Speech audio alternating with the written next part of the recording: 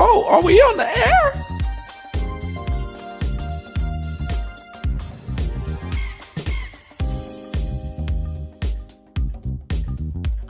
Hey,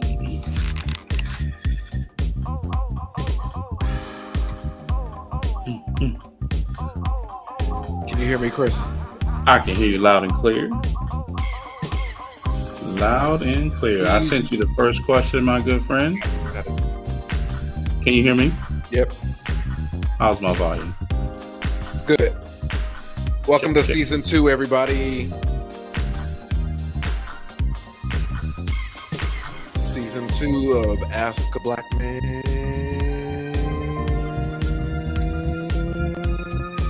in the Bag. Colin, I got a message from one of the people that be in the clubhouse. They said, I don't like him. And what?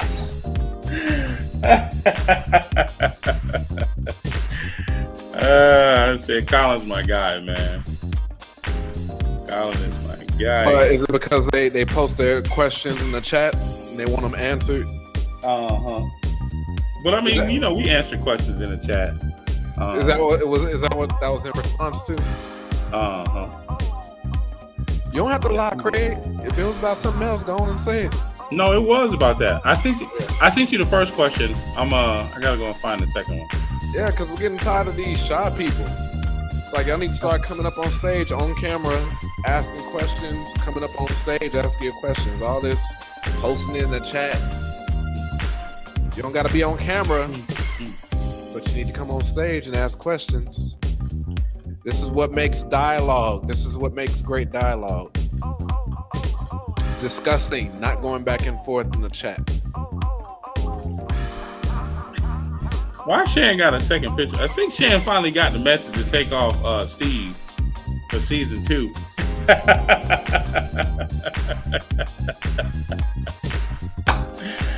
Oh boy, I think I should put YouTube on my TV so I can watch it on my television. So I can see what's going on. Maybe I'll see the chat because I'm not going to be looking at the chat.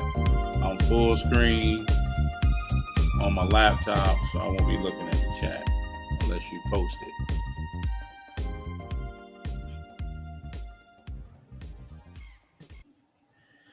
Hey, good evening. Ooh, that looks close. Ooh, let me back up. Y'all like my wait a minute. Y'all like my throw? Yeah. The host. Hey, good evening, everybody. It's your favorite Ask a Black Man Anything host. I think I'm your favorite. That's actually, I think Wes is your favorite. But that's neither here nor there. Where is my YouTube? I am Chris Davis, and welcome to the Ask a Black Man Anything show. We are happy that you are here again tonight for season 2, episode 1 of season 2, 7/7/22. And I can finally get this guy. Wait a minute, he over here. My bad.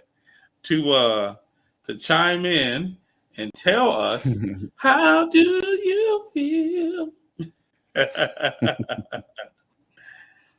What up, bro? He can finally chime in and tell us how he feels. Let me move that back.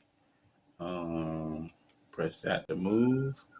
Move to Man, I gotta go front. change my shirt. I am not in the right uniform. Yeah, please. Colin, how did the video play? I didn't even see the countdown. Did the countdown do okay? I started to text you. I was just like, yeah, good job. Okay. So you make the little changes. We'll still work on it though, because I'll let you know after.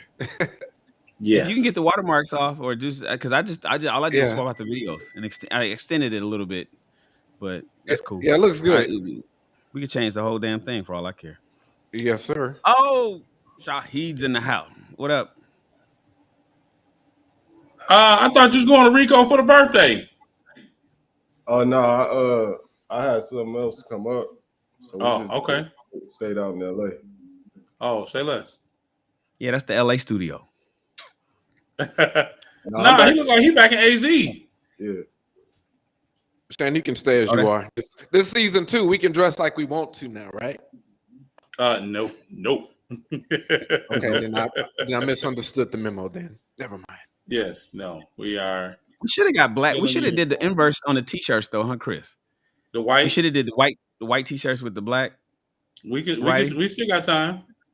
Or a whole different design. Let me go put my t-shirt on. I'll be right back. We got time to do the white. I actually need to go ahead and order the black the white with the black t-shirt. I need to order it. I saw it on the website. I ain't order it. Anyways, as they leave me here all alone, I'm all alone. There's no one beside me. I can be dramatic just like this much, only just to for effect. Let's see if I can find it on my TV. So that's what y'all see me doing, looking up.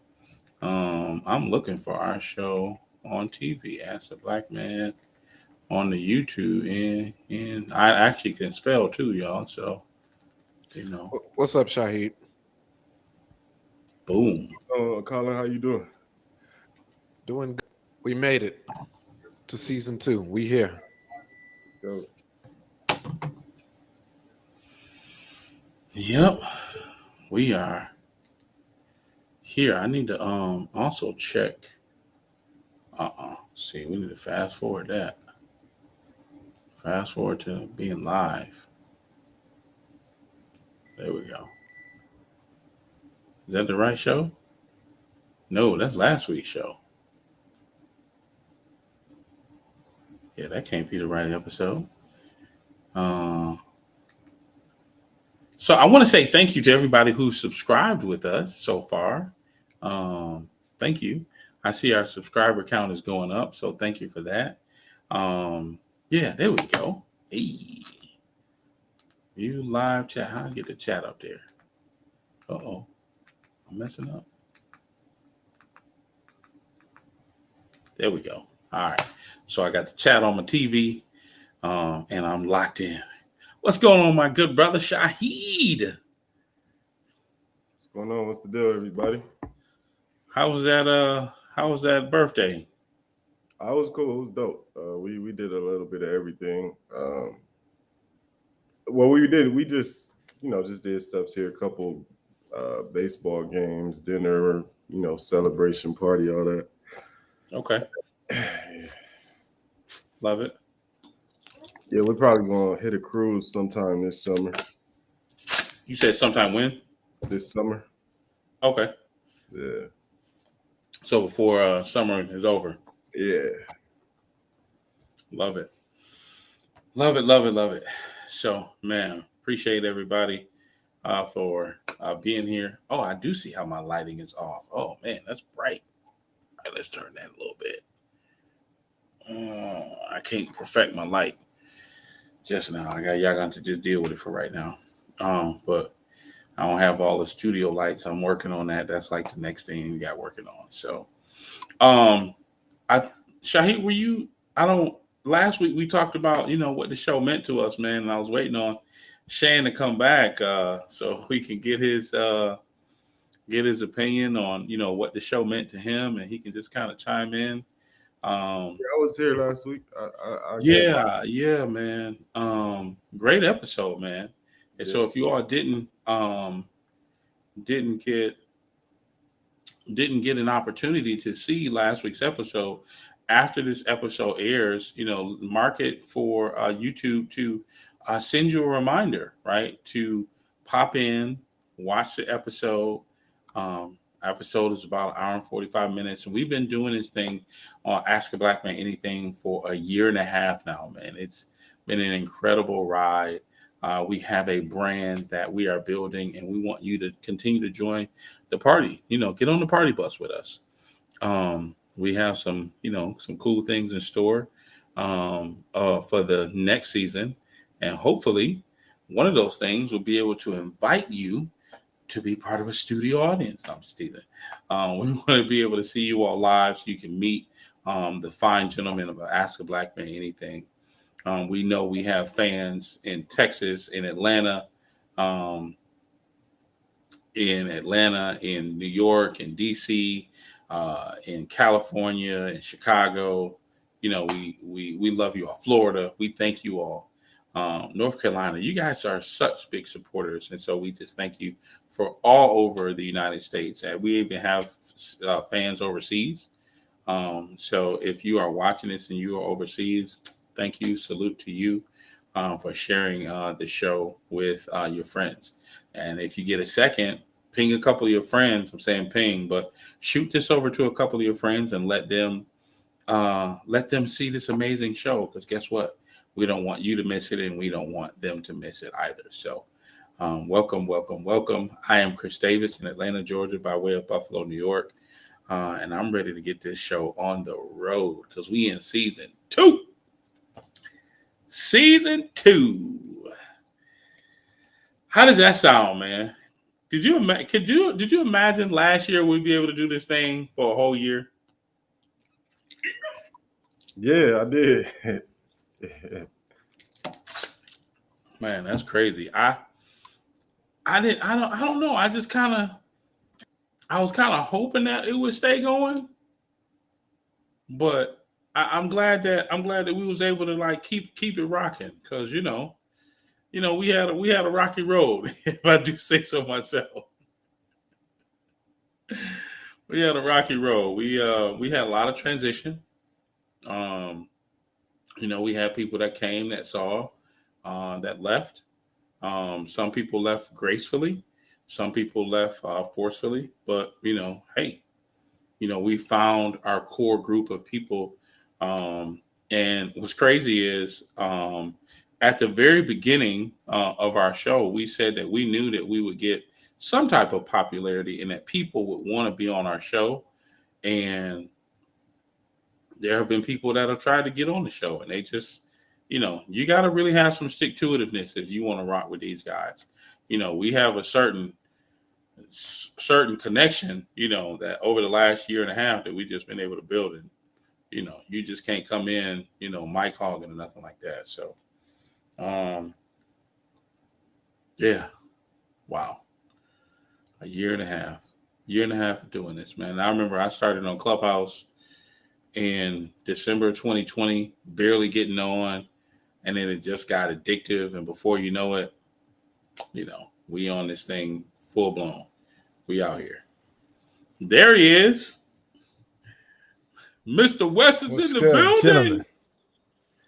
My brothers, how y'all doing? Hey, man, can you hear me? You promoting the wrong podcast, right? Yeah. Wait, what?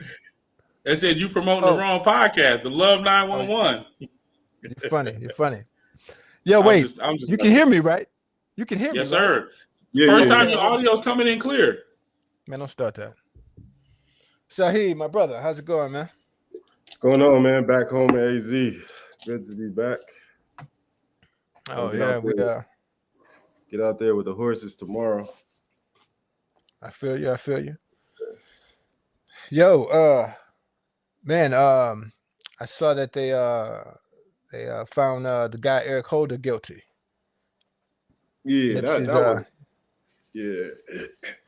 was expected though. I mean, it was no way. They had a good prosecution team though. You know what I mean? They didn't let up. I was able to see like some of the court footage. They had a pretty solid prosecution. Yeah, I heard the video was the key to stop them from being able to claim self-defense or any of this other foolishness. Yeah. Yeah, the video, it was no getting around the video. Yeah. Good stuff, man. Yeah, he gonna have a long time in there, boy. Or a short time. Yeah. What I had to. Who gonna have a short time or a long time? The dude that killed Nipsey. Oh, okay. They found him. Yeah. He was. Yeah. Okay. Indeed. What up, Wes? Hey, man, I'm just trying to be like you, man. When I grow up, that's all. No, man. Watch this. Yo, Jaheed, did you see Wes's video, bro? The Usher video on Instagram? Yeah. Bro, that was hilarious to me. That was hilarious. I'm like,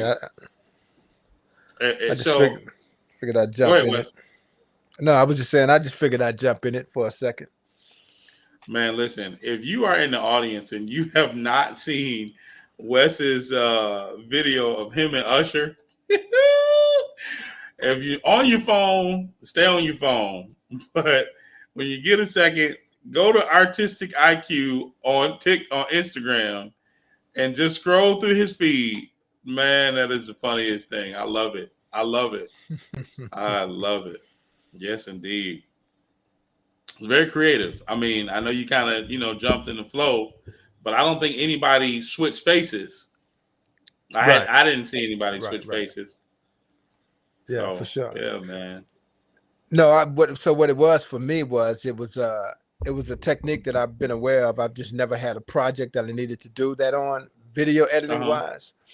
So I just took the opportunity to teach myself that particular motion tracking skill set, and have fun at the same time. So that's all it was. So it was actually productive for me. Gotcha. Yeah. So where the gang at? Colin and Shan are both here.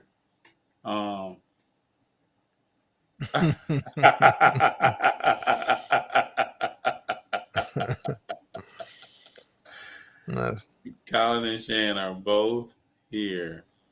I'm trying to figure out how to get my live chat to pop up on my TV. But it ain't working for me. Now I can see what y'all talking about. I got terrible lighting. I'm working on them. I don't know if that's better or not, but whatever. So last week we I want to wait for Shan. I know he went to do his Superman real quick. I want to wait for him to kind of pop in because I think him and Jerron may be the only ones who didn't get an opportunity to kind of, kick off season 2. And if you missed last week's episode, we talked about the sentencing of Robert Kelly. And I always find it interesting that people decide to stop listening to his music. And I see things like on social media, we still sing the Star Spangled Banner. I'm like, whatever you want to do is whatever you want to do. If that's what works for you, I'm not your judge. So if you didn't get an opportunity to hear what the fella said about last week about R. Kelly, make sure you earmark last week's episode and you take a moment to watch that after you finish watching this one. What's going on, Mr. Brown? What's going on, y'all? How y'all doing? Man, we're doing super fantastic. What's going on? Good to see you, brother. Good to see you all too.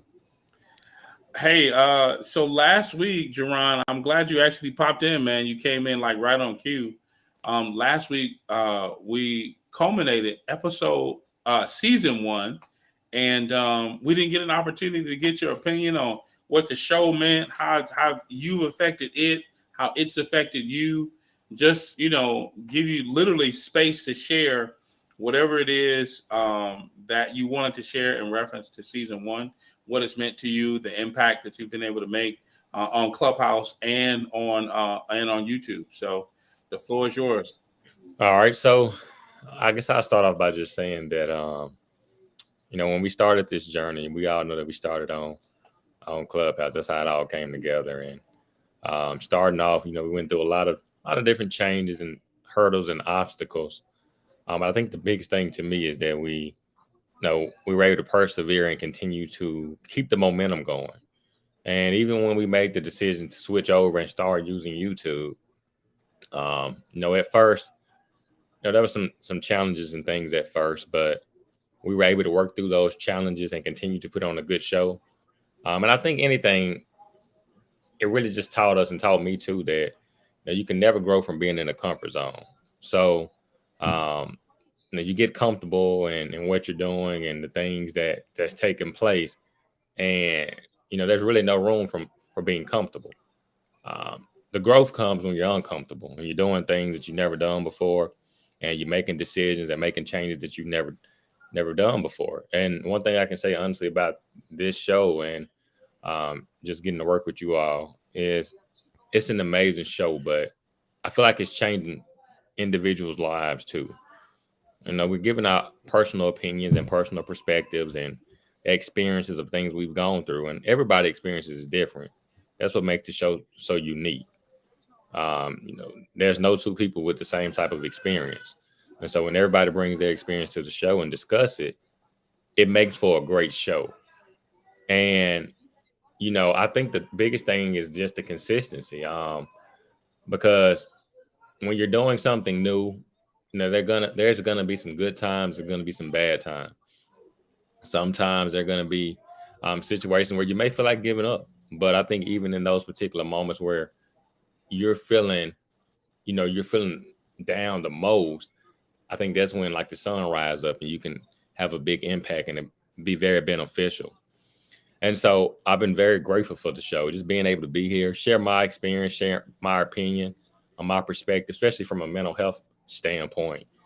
As I always talk about, that's something that we always need to continue to talk about. And at one point in time, we didn't talk about it enough. And at one point in time, nobody would even talk about mental health related issues. But now we're able to talk about those things. We're able to feel comfortable talking about those things and not actually feel ashamed or embarrassed to talk about those things. And I truly feel with most situations and most topics we talk about, we can always relate it back to mental health in some type of way or capacity. Because everybody, let's just be honest, man, everybody's dealing with their own demons and problems and issues out here. And a lot of those things stem from childhood.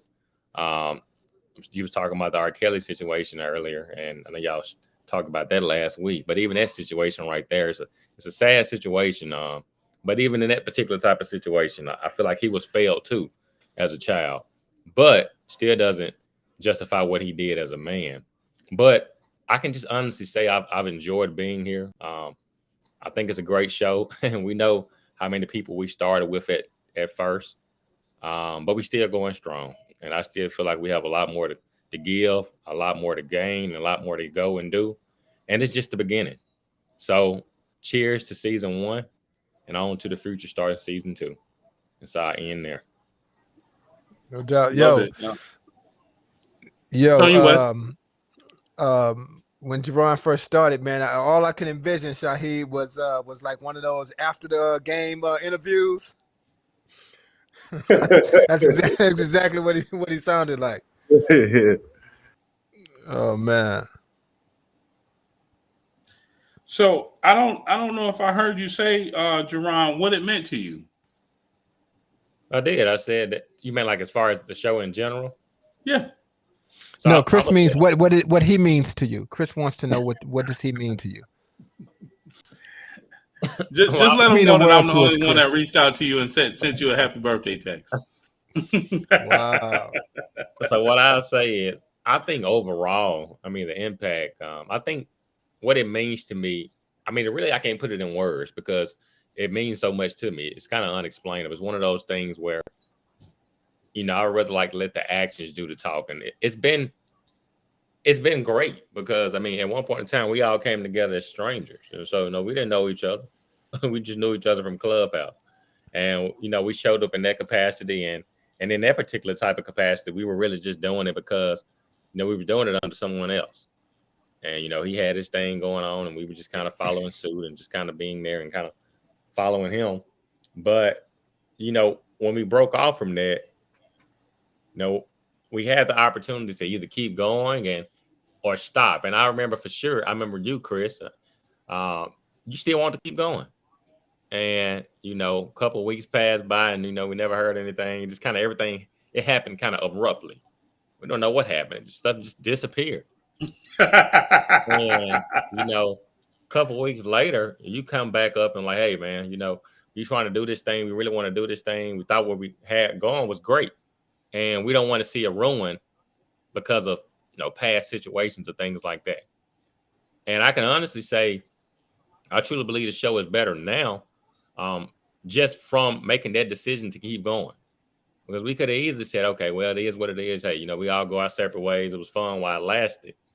But just the drive to continue to keep going and continue to persevere and continue to move forward has meant a lot to me, because it definitely shows me one thing, that even when, situations or obstacles arrive, and it may not always look, glamorous, or it may not always look like it's moving in the positive direction, that you can get something out of those situations too. And you can make it into something that you really want it to be.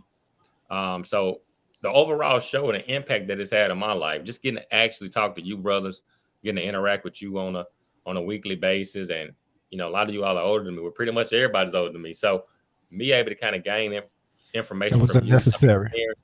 some That was wisdom. unnecessary.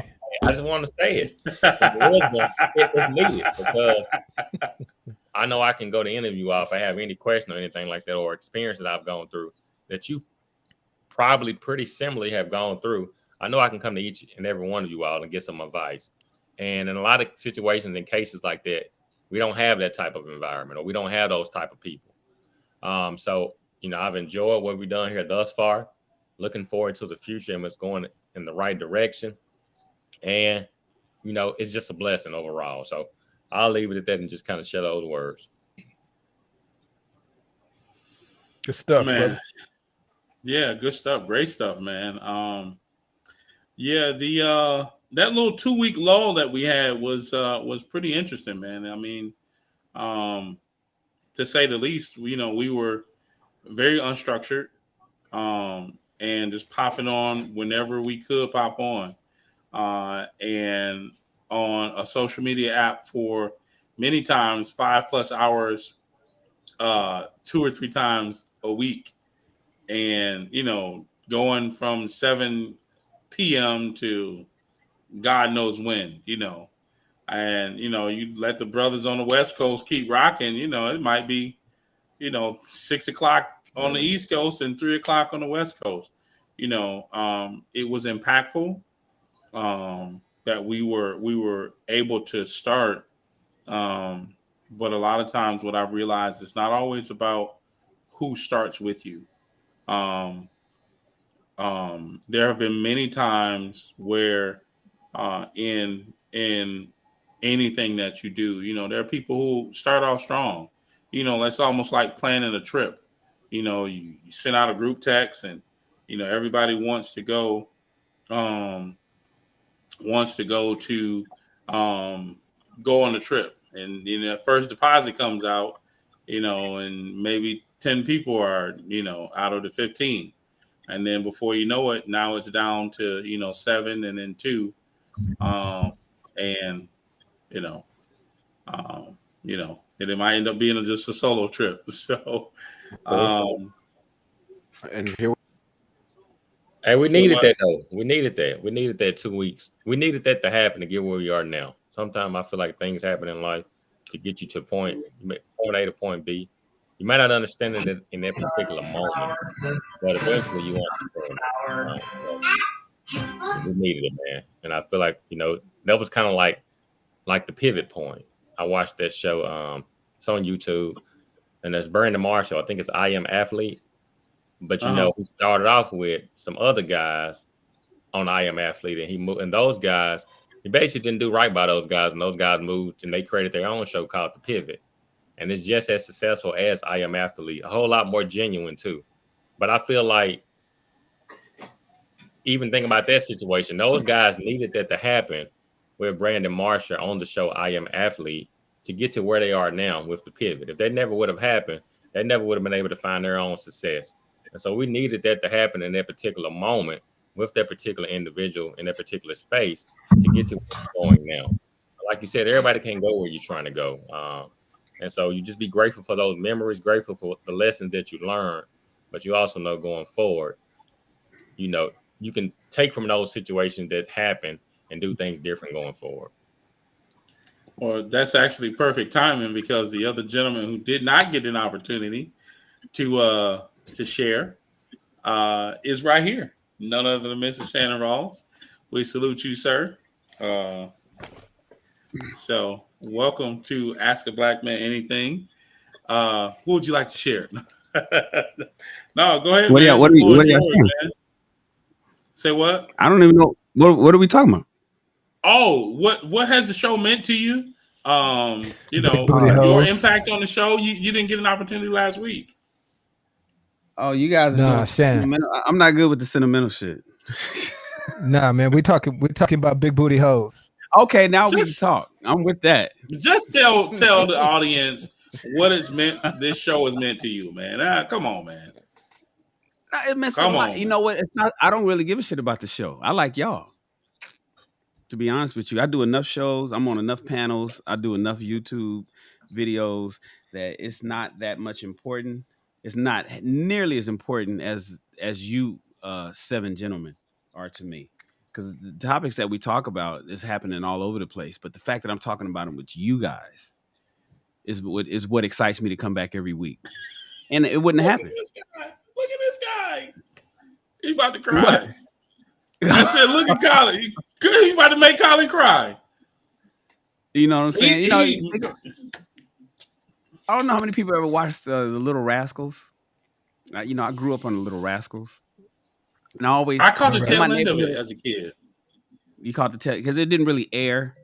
It was kind of like coming to its end in my era because it started off with there wasn't even no audio in the original ones. It's that old, you know. It's the 1950s TV show that went for like 30 years or something like that. As they got older, they had to swap out buckwheat and with new characters and shit as people started aging out. But the point is, the Little Rascals, man, it reminds me of kind of like how we are. Like even with the infighting that we've had on the decisions that we've made and how we had plans to do meetups in Texas and then meetups in New Orleans and things didn't pan out and how come, you know, who's talking in the back, who's taking our pride. That it's real cool. It's real cool. It reminds me a lot of my fraternity. And so it makes you say, why would one come week after week faithfully to a show like this? It ain't the topics, man. Not for me. It ain't the discussion. I can't wait to talk about this. I just be excited to see y'all brothers, man. And I'm not really the kind of dude that hang out with a bunch of people either. You know, you got certain kind of guys that just go ball with their boys every weekend or they go golf a lot. You know, my father was like that. He had his golfing partners and they golfed every weekend. You got homies that just meet up at the court and they just go shoot some hoops. Others that go down and they meet at the bar. You know, you look at the TV show Friends. Everybody's always meeting at the bar every night after work and they just toss a few back and talk about the day. You know, in modern time, that's far and few between. But for me, without you guys, I wouldn't really, because I don't really, I deal with people, but it's always surrounded around a particular event. Like something's happening, like somebody's doing a release or somebody's starting a particular venture firm or, you know, it's always something like that, right? And then you go and hey, man, it's good to see you again, you know, and then you catch up. But the weekly friends, the weekly, this is our basketball court.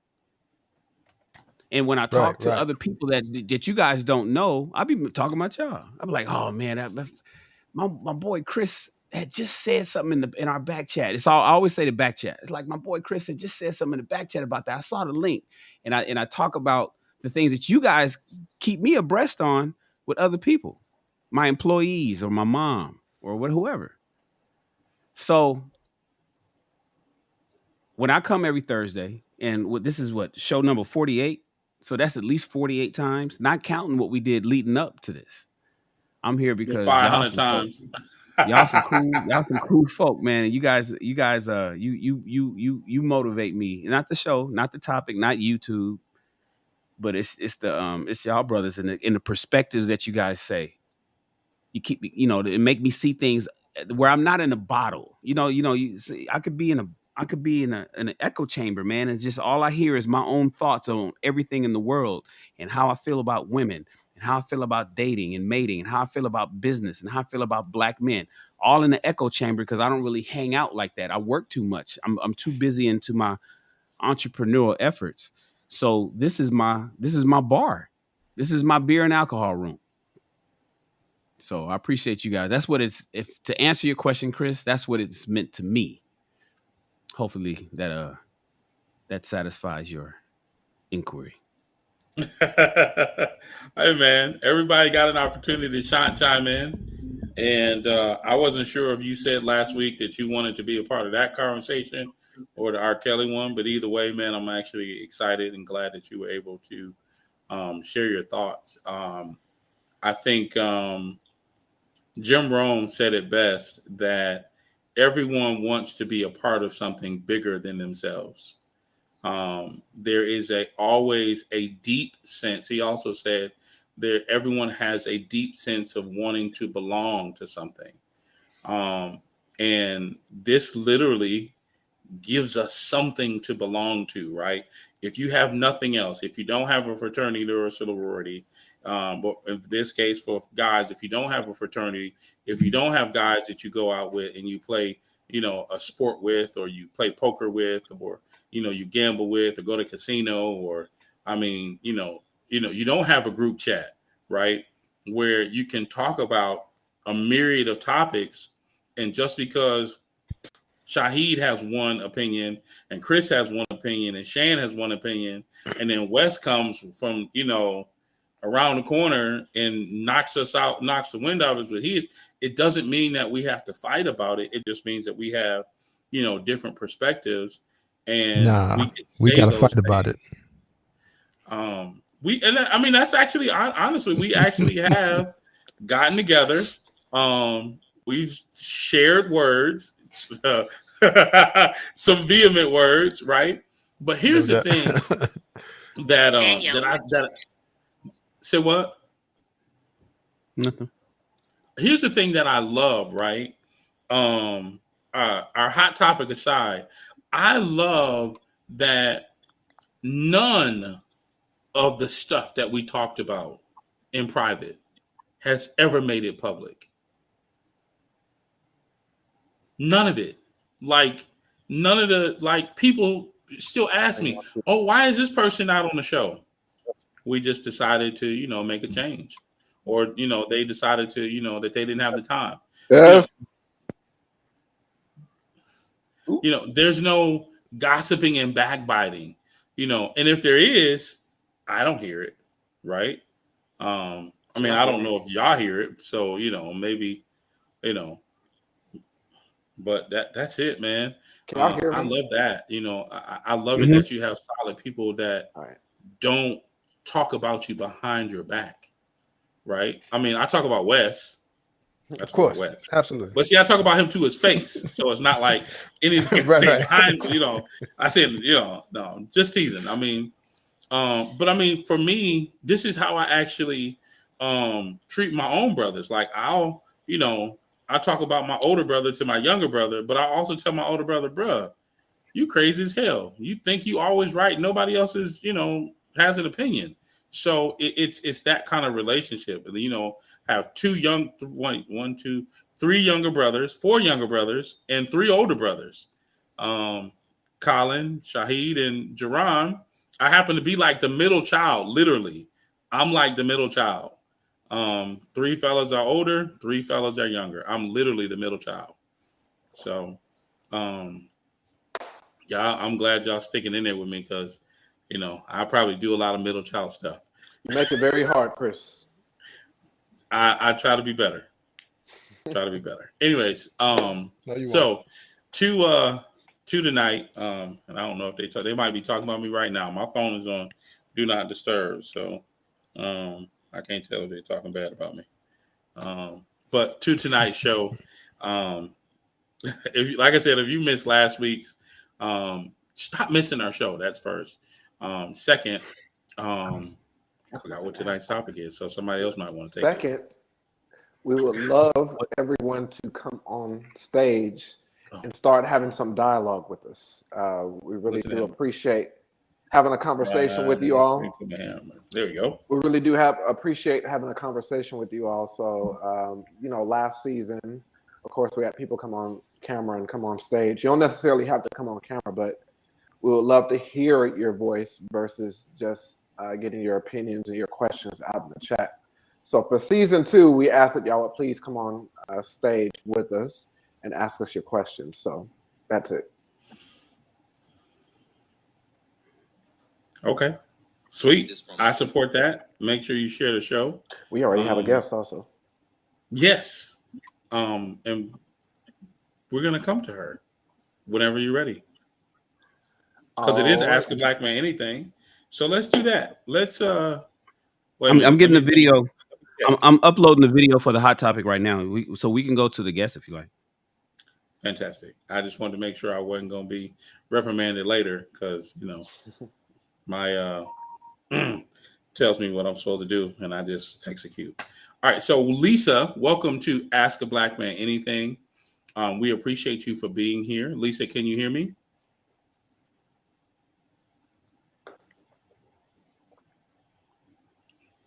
Lisa, am I saying it correctly?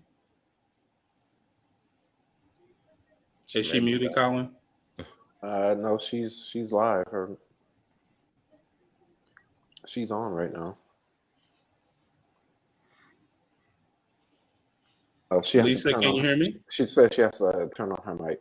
Oh, turn on her mic. Okay. Well, just say hello when you can hear me. Okay.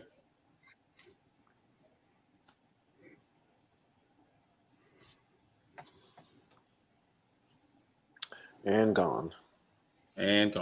Well, all right, we can move. You know, ready? So what do black men think of? What do black men think the order of priorities in life should be?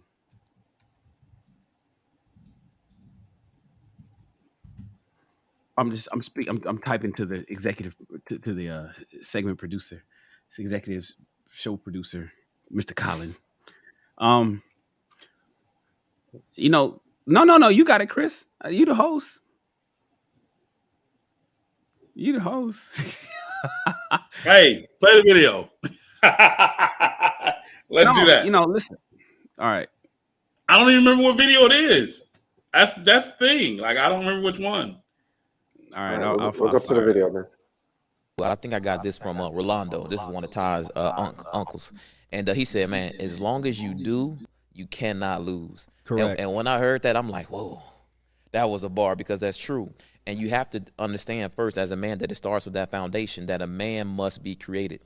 Right. A man must be able to provide value before he becomes a man. He must accept responsibility. Yep. So a lot of guys are out there confused about purpose, confused about finding purpose, when the thing is, if you just focus on doing what's in front of you, the rightest action, the nothing that's anti-survival, survival motivated, right, actions, you will then discover that your purpose will evolve and it will unfold.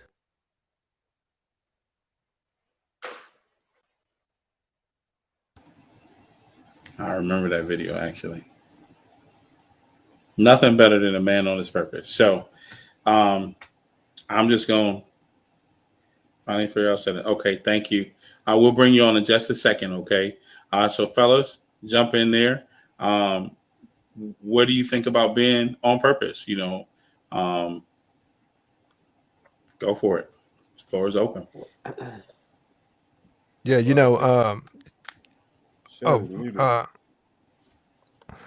what I was going to say was, Shan had shared something a couple of weeks ago, maybe it wasn't that long ago, that kind of spoke to this. He shared it on his, I don't know if it was on his YouTube channel in the shorts or on IG, but I've made this mistake before, and being married and divorced, I remember there was one point where I put the relationship above my purpose. I put what she wanted above my purpose, and that was that. I've had to find balance since then. Some of you guys might think I have not found balance, but in trying to be chivalrous and trying to be a white knight, put everything above my own purpose to the detriment of the very thing that I was putting to the detriment of the relationship. And Shannon kind of spoke to that. And listen, if you are on your purpose, if you're focused on the things that are most important as a man, finances, career, direction, all the other things fall in place. Everything that you cover falls into place. The kids get covered, the wife gets covered. Everything happens when you are moving forward. So I'll just say that, man. I know from experience the pitfall that it can be when you put the relationship above your purpose. You put her feelings above your purpose. I've actually lived it. Am I in the Matrix? Yes. So Today you are. Obi-Wan is coming over to the dark side. Is Obi-Wan coming over? This is 3 damn weeks in a row, and I missed one. So it's been a month that Obi-Wan has been doing some Empire talk. He's talking like he's from the Empire. And the Empire will strike back. Right. Ever since he was slanging that red thing around, he's turned over a new leaf. I mean, listen, Maybe so. He says, all you need to do. Okay, so my very first podcast, number 1 on High Value Shan last year, episode number 1, if you want to call it that. I don't number my episodes. Was called Only the Doers Are Blessed. Mark, I forget the scripture, but only the doers are blessed. Well, I always reference the scene in the movie Shawshank Redemption where he said men just want to do something. Men just want to do something, right? And so when we think about the priorities of a guy, and we think about what we've been sold and what we've been told that our priorities should be, it hasn't really worked out well when we put everything else except for us first. Now, it could get, I'm gonna get a little controversial, and a lot of women won't like this because, see, everybody's talking about purpose. Be on your purpose. Do what you're supposed to do. Be on your goal. Be on your mission. What's your purpose? See, in my estimation, women's purpose is men. Not to get conflated with goals, not to get goals and purpose mixed up. Everybody has goals. Everybody has a pot at the end of the rainbow that they want to achieve. But purpose, I think, is a men thing. That's just me personally. It's not. And so, have you guys heard where they said, women, you belong to me. Children belong to you, and I belong to God. That's the order of things.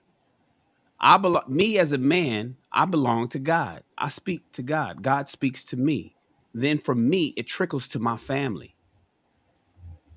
All the blessings coming down from heaven has trickled onto me, and then I bless my family. My wife first and foremost. And then from my wife, she blesses the children. The children belong to my wife. My wife, she belongs to me. I belong to God.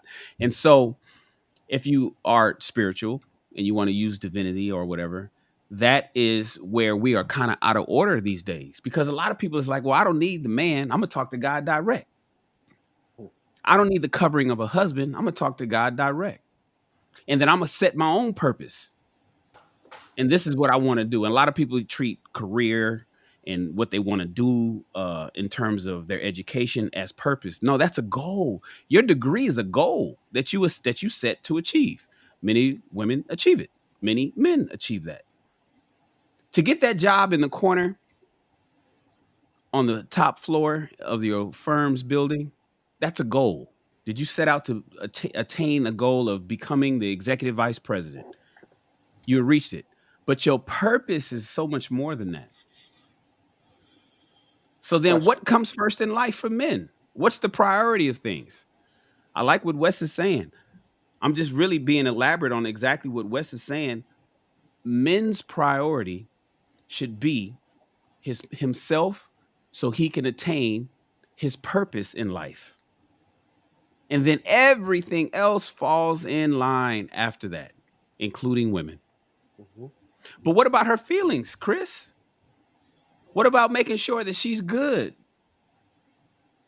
Jerron is a mental health professional. What should I be concerned with with everybody else's mental health?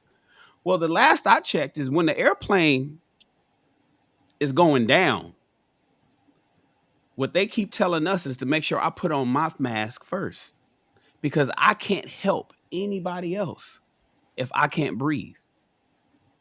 The priority when we lose pressure in the cabin is for you to put your mask on first, then help your children if they need it, then help your woman if she needs it. But the first person that needs to put on the oxygen mask is you. Well, that's a really good plan to follow for life, men. Make yourselves a priority, make your purpose a priority, and all the blessings that will come onto you by doing what you're supposed to do will fall upon everybody who's up under your fold. So, Quick question, Sharon, yes, sir. because you made a great point. Lots of great points. So my question to you is, as much as modern women today talk about equal partnership and 50-50 and one equal arrangements and things like that, and it's like, well, we're in our bag, we can do that. So do you think it's a coincidence that women innately know know that order, innately, subconsciously? Because once you put women on a pedestal, once you make them your purpose, they lose respect for you because they innately and subconsciously know that's not the order. So it's just like as much as you try to put human tendencies in there, it's just the nature overrides everything.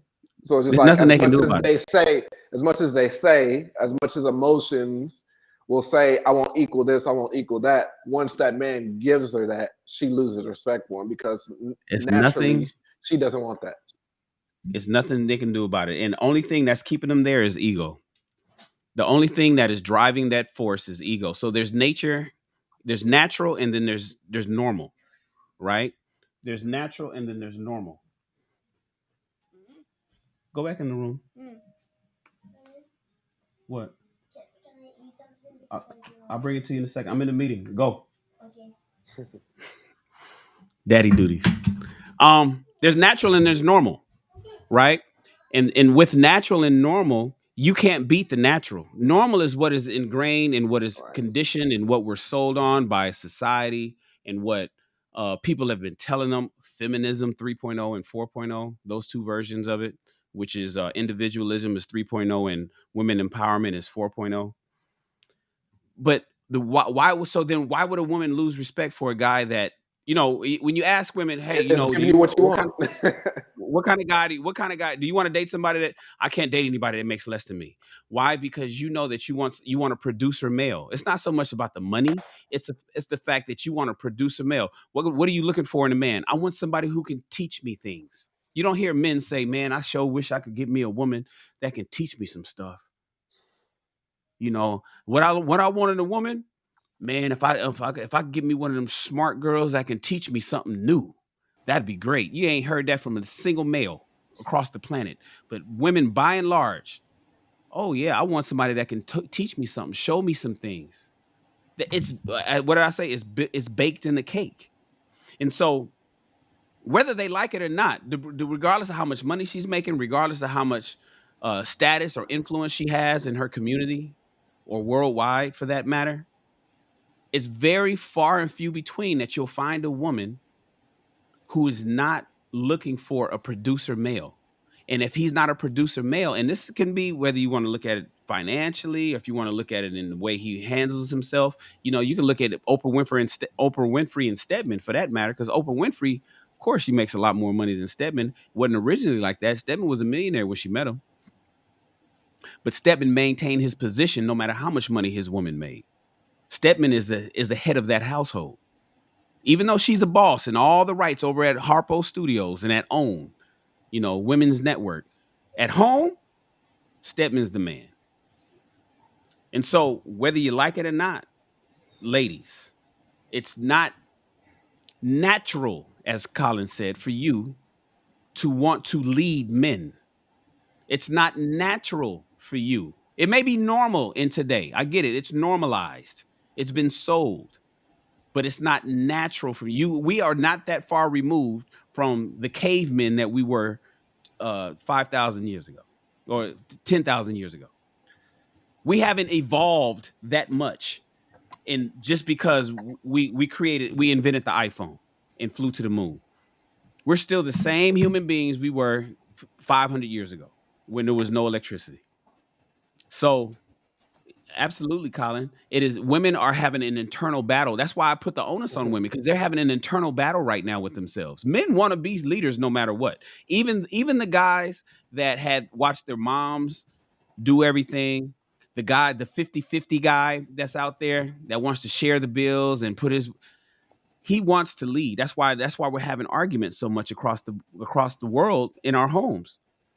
Because women want to kind of take that role, but they don't realize that that's something that they've been sold and not something natural.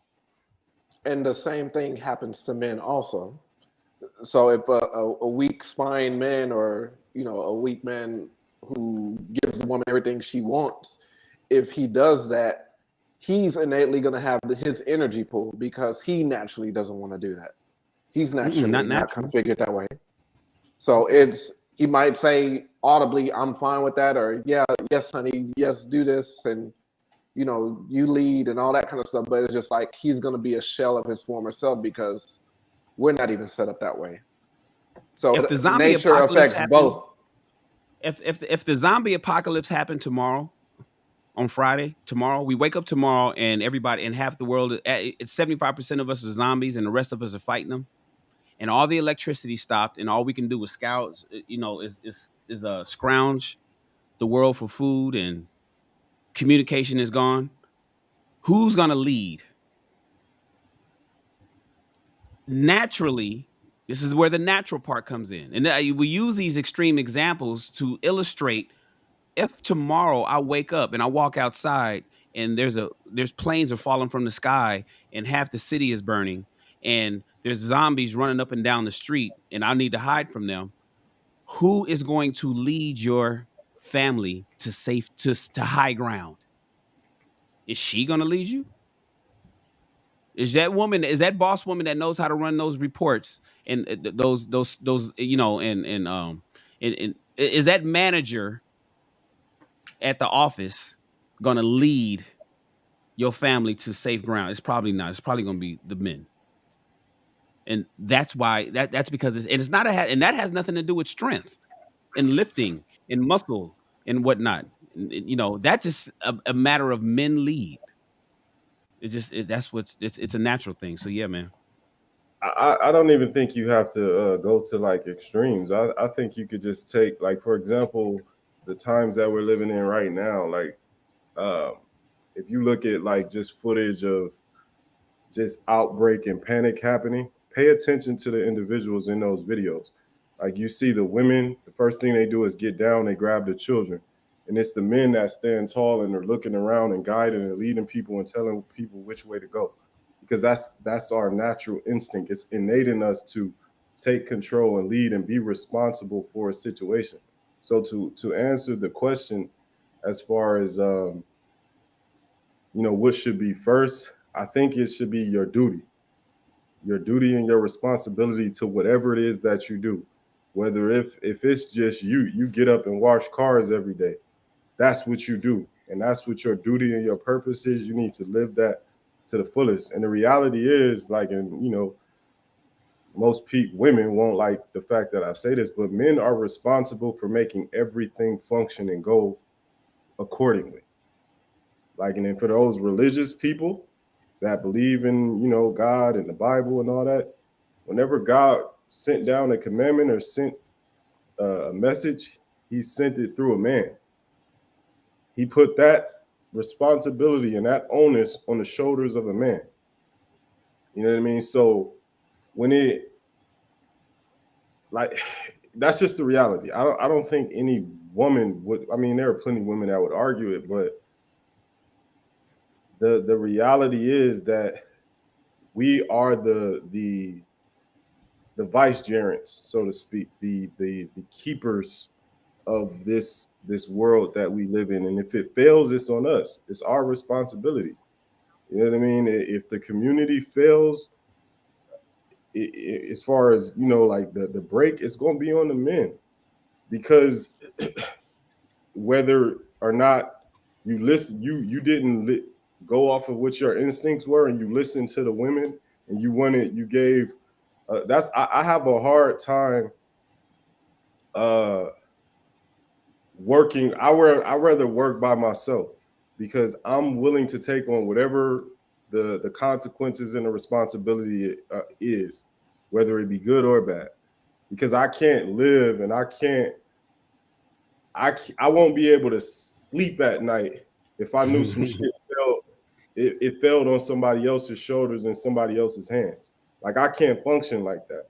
And if people have a hard time, working with me because they think like it's not so much I'm a control freak, but it's just like, look, I truly believe I have the best method because I'm thinking this shit out. I'm mapping it out. I've already, and if I don't, I know how to delegate to the person that I know has more knowledge than me. And I know how to sit back, shut up, and follow that person's lead. So yeah, man, it's like I've tried all well, honestly, I haven't. I've always been kind of stuck in my ways, but I have tried to bend a little bit, like as far as the partnerships and letting people do things their way. But it's just like I'll let you I'll let you do something and let you crash, even if I'm in that situation with you, because I know I'm built to withstand the force of the crash. You're not. Because if I wasn't built to withstand the crash, I wouldn't let you drive. Now, if you want to take on this responsibility and knowing you're not built for that, that's on you. But yeah, I think a man, his duty and his responsibility to whatever it is that his calling is, he has to stand tall in that. And then all the other shit falls in place after that. The women come, the money comes, everything else falls in place when you stand deeply rooted in whatever it is your purpose is. That's why for me, like, women will never be, I can say whatever the fuck I want anywhere I am. Women will never be, I'll never have that fear of, oh, a woman is not gonna like this, or I'm gonna lose women because I truly don't give a fuck. I will say whatever that is on my mind, however I feel, no matter how anybody else feels about it, because it's like I know what I am and I know what comes with being who I am. So it's just like I'm always had a mindset of shit. It's a loss for you if you move away from me, not me. So, but I think a man should always stand in his duty and his responsibility first before anything.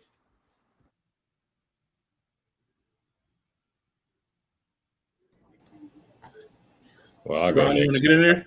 Yeah, I get enough. So as far as my priorities go, I got like a small list myself. So I would actually put my self-care first. So in self-care, when I say self-care, I'm talking about physical, mental, emotional, all that stuff.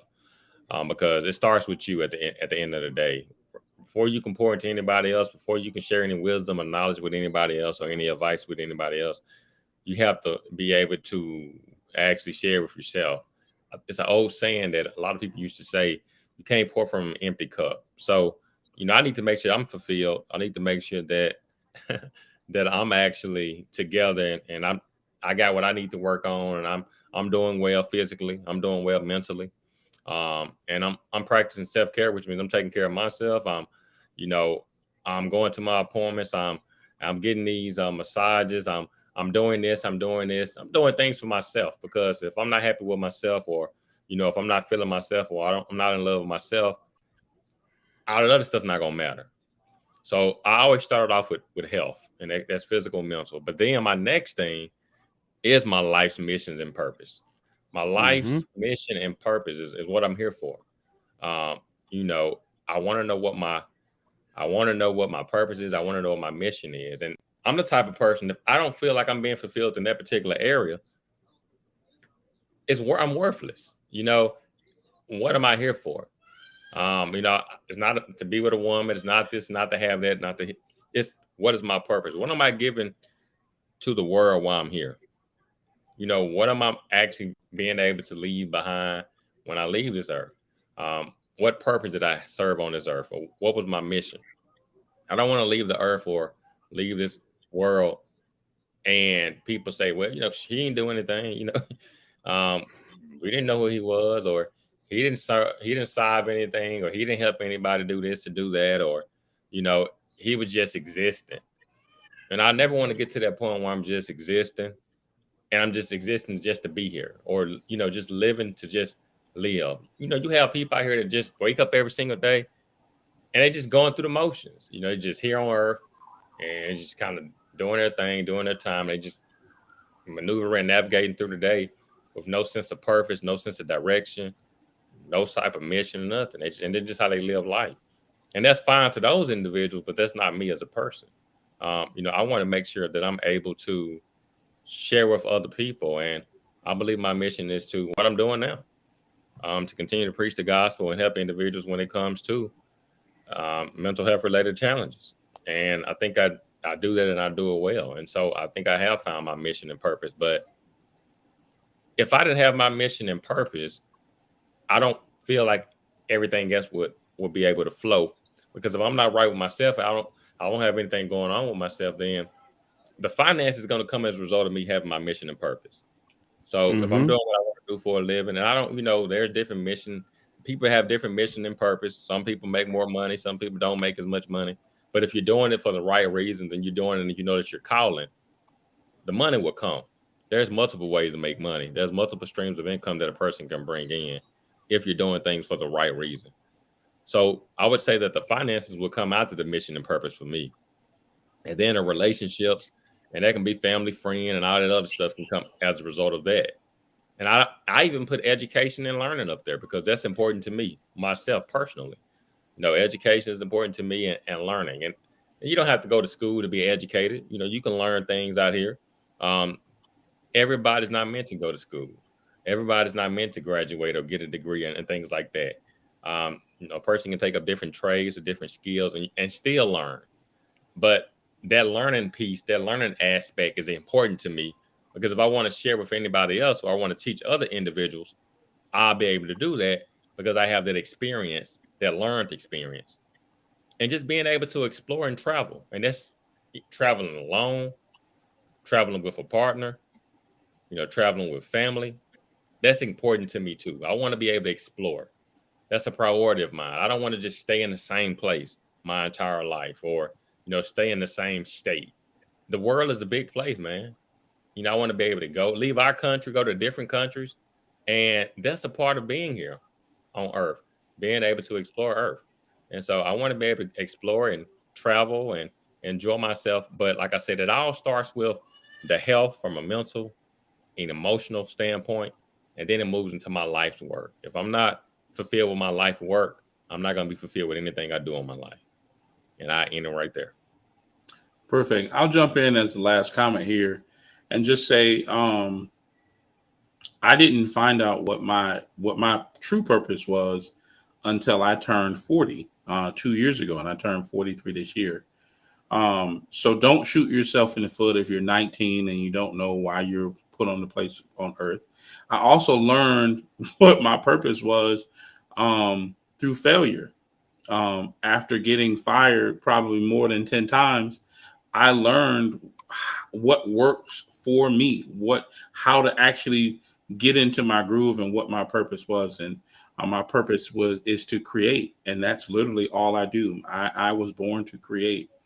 And I could talk for hours, right, about, being on purpose. But I can tell you that my best relationships have come from creating the things that my hands, my mind, and my wit can come up with. And that's literally what has worked best for me. So definitely find your purpose.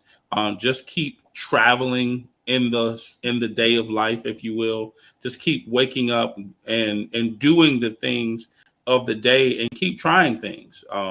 There's no right or wrong answer. But give yourself the opportunity to have valued experiences, to do different things that may just start to eventually connect with you. So I'll land there and on this particular topic, only because I want to definitely get an opportunity to bring Lisa to the stage. She's been patiently waiting. And if you are not aware, this show It's called Ask a Black Man Anything, and you literally can ask us anything. We definitely bring a topic for us to discuss, but we really want you to join us every week. So email us right there. There it is. Questions at aabma.live if you are not able to join us on the show, or you can go right there and join the show, call.aabma.live, and you can join our show. And by joining our show, you can ask us literally any question. We'll respectfully answer that from these great panelists that you see right here. With that being said, Lisa, can you hear me well? I can hear you perfectly. Can you all hear me? We can hear you just fine. Lisa, Awesome. welcome to Ask a Black Man Anything. What question did you have for us tonight? Thank you so much for having me. My question is related to the feminine beauty standard nowadays. And, I think a lot of our women in particular are really confused right now because there's so many competing beauty ideals. And so I'm just wondering, I would love to hear the Black male perspective on the struggles that our women are having with figuring out, whether we're supposed to be natural, whether surgically enhanced is the way to go, fit and trim versus body positivity and the Lizzo crowd. And, we're having a really tough time with our own self-image. And I'm wondering how that has influenced you all in terms of what you feel the feminine ideal is and what the beauty standard is for Black women today. Wow, great question, Lisa. And am I saying your name correctly? Is Yeah, it Lisa? you are. It's perfect. It's Lisa Okay. with 2 X's. Mm-hmm. Okay, perfect. Great question. I'll kind of jump in first, and I'll say this. Other than that being a great question, every man is going to say something different, right? Yeah. So some men, when I was younger, I was probably about 150 pounds soaking wet, but I was really, really fit because I used to run track and I played football. So I didn't like women that were bigger than me, right? I didn't like big women. But Yeah. I met a guy that was at my church, and he loved women that were bigger, right? Yeah. No shade to me, no shade to him. That's what he liked, right? That's just what hit home for him. And, if he liked them that way, great, right? If you get a BBL, I'd caution you because, that doesn't really matter that much to us. To me, let me speak for me. I don't like that, right? Because you're manufacturing what you probably could do with a couple of squats, with working out, right? Now, if you do like the tummy tucks because you can't get your stomach down, that's a completely different thing. I met I think it's called bariatric surgeon, or because Yeah. in my mind I thought it was geriatric, and I was just like, that just can't be right. But I met a bariatric surgeon last week Saturday, in fact, and she was saying that it is a viable option that people can take. And I know people that have taken it. Some it's worked out for, some it didn't work out for. But the thing is, you have to decide that you want to be secure in yourself and really love you, like the person and the thing that God created. You have to love you, but you also have to take care of you. You can't just run the bariatric surgery and all you do is eat fried chicken, and sit on the couch and work from home and don't go anywhere, don't walk, right? You're not active. And I'm not saying that fried chicken is bad, but fried chicken every day, fried everything, box meals is horrible for your system. No vegetables, no green vegetables, no water. And I'm gonna tell you right now, Shan will be the first person to say, if you don't like water, it's a no. That is his say. That listen, I will never forget that he said that. Right? If you don't like water, like you don't drink no water at all, like so you literally have to learn how to take care of this body because you only get one, right? And there are things that you could do to not have to do the BBLs and the tummy tucks. But if it doesn't work specifically for the tummy tuck, or the belly part, okay, well, do what you have to do because that's your personal business, right? But in reference to the weave, to the natural hair, to the makeup, no makeup, that has to do with a lot of women's beauty standards. What you all think that we like. We like what we like, and we'll tell you what we like. But again, I'll end it here. Every man is going to be different. I love makeup, but I don't like the butterfly wings that look like this, right? I just don't. If you have a weave, rock it and rock it well. If you got natural hair, rock it. I might not be just so big on natural hair. I hate it when my ex-wife went from what is it called? Straighten when you don't put the perm in, and then she got the big fro. I hated that. But yeah, I'm done. I'll let somebody else take it because I can go off about yeah, I think this is a pretty nuanced question because sometimes I feel like it's like a tug of war. It's like, sometimes I feel like men set the standard for a woman's femininity and women try to oblige to that. And then sometimes women also take control of that. But the reality is the true standard of femininity that I think all men universally will accept and want is confidence. Whatever it is you're going to rest in, with whichever side of femininity it is, it's that confidence. But back to my first point, I think femininity has been hijacked by women themselves, believing that men had so much power over femininity. They went to extremes. Like now you have things like the slut walk and all these like extremes that I think Shan broke it down like beautifully a couple weeks ago. But you have all these extremes that women have gone to, and I truly believe that no woman truly wants to be label herself as a slut and move around like that. Like it's so funny to me. Like when I was younger, obviously when my mindset was different. I loved seeing women in the Daisy Duke shorts and the crop tops and they cleavage showing and all that. But now when I go out in public, I watch women spend, like, you could see how much time they spent on themselves and they're uncomfortable. Like I just watch women every 10 seconds, they pulling their dress down. They're like, they can't even just rest and be within whatever it is that they chose to be, because to me, that's an insecurity.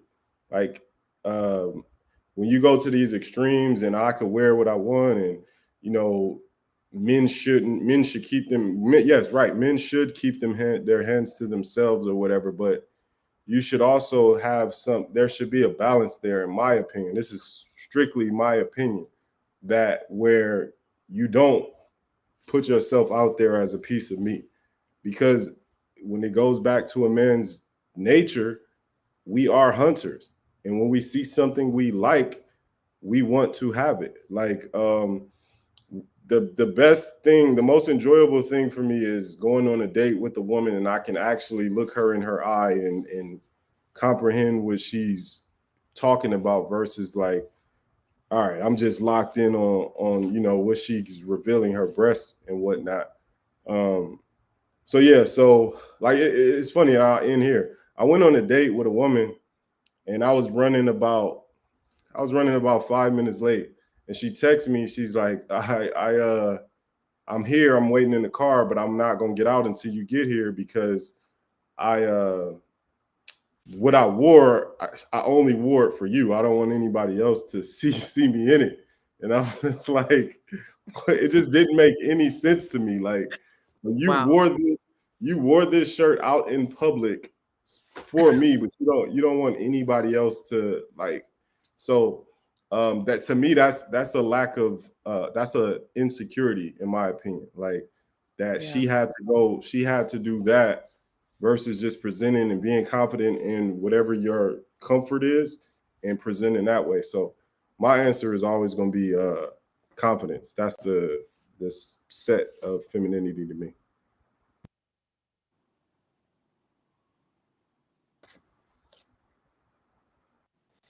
Yeah, I definitely agree with you. Confidence is everything, and just really briefly for myself, I've noticed my, what I consider attractive has evolved over time, and so regardless of the shape of a woman, the the the hardest thing to accept is regardless of I've seen curvy women who didn't have the confidence. I've seen uh, women, especially in the industry that I'm in film and also in photography and that whole thing, that visual world. Also, when it comes to music, I've seen women who are incredibly fit, and I've seen women who are commercially fit, just not have confidence, and it's it's it's jarring to when you believe in a woman, in a woman's attractiveness more than she does. It feels like you're doing heavy lifting as a man now, because you can't just give a compliment. You're having to coax her to accept the compliment, and it's just a lot of work. So regardless whether she's a curvy woman, a skinny woman, or commercially fit woman, that confidence is everything. That confidence sells everything. So I agree with you 1,000%, Shahid. I agree with you too, Wes. But I'm kind of an old school brother. 'Cause I was raised by my grandparents. It's something about a woman that's natural. Everything that's natural on her. She is the way she is. She doesn't have to use any type of alterations or modifications to change her appearance. Now, I'm cool with makeup. That's fine. But as far as like the BBLs and you know, the breast enhancements and things like that, I don't need all of that. And I really truly feel as if societal norms and social media has played a big role in the increase of those things. Because I've always said what you see on social media is not always what you get behind closed doors. I think I even think about on social media how you have the girls or the women that they post these pictures and they're claiming that they've done the work in the gym. But in actuality, we all know that the work was done while they were on the table. And there was no work done in the gym. But you want people to think that the work that you put in came as a result of you being in the gym. And now you see them in the gym and doing this and doing that, but they came as a result of you getting some type of surgery and paying money for it. But other women see this particular type of stuff online and they feel like as if they have to keep up. Well, Yeah. these women have the breast, um, these women have the breast, these women have this and this going on. And so, they're attracting these men. And so in order for me to attract a man, I got to look like these women or I got to compete with these particular women. But I think it truly doesn't boil down to the BBLs and all of those things. It's more so about when a woman walks in the room, whether she's natural or not, and if she can still turn heads, regardless if she's natural or not. And that's the type of woman I like and I look for, a woman that exudes that confidence, where that confidence and that nature where she can walk in the room, don't even have to say anything. But just the way she looked, her persona that it gives off, she's turning heads. All eyes are glued to her. And a woman can do that being natural. She doesn't have to have all these enhancements. I've never just been a big person on a person or on a woman making a lot of modifications. And at the end of the day, who am I to say that? Because for one, women do what they want to do in regards to that. And at the end of the day, if that's what she wants, that's fine. But it's just not the woman for me. I'm more so her natural woman. I like the natural hair, because you can do so much with it. You can wear it down, wear it up. There's so many different styles that you can put when it comes to natural hair. I'm not even opposed to women wearing weave or wearing wigs here and there, because I still feel like those type of things can be taken off here and there. but yeah, here and there. But when it comes to the BBLs and all that type of stuff where you feel like you have to fix yourself up to get a man or for the standards of societal norms. I just never really cared about that. I was thinking about a joke like people were saying these flight attendants and these airports are tired of these women coming back from out of the country, and they having to push them in these wheelchairs because they just went and got a fresh BBL. It don't look right on everybody. It don't look right on everybody either. There are some women, their body is not designed to have one of those BBLs, and then when we see them with it don't look right at all. It looks terrible. So now you got to walk around looking like this because you just basically mess your body up. And one of the things that I've seen the most is some of the best looking women, their body is nice and everything without all that stuff. Then they go and get those things and they mess their body up. And now the people that you thought were going to be checking for you, not even checking for you because now you look a mess. And so I've just never understood. And like I said, I'm not a woman and I don't understand how women think, but I never understood why women feel like they have to, conform to societal norms. But I do think it has and it plays a lot to do with social media and the impact that social media has now on our generation.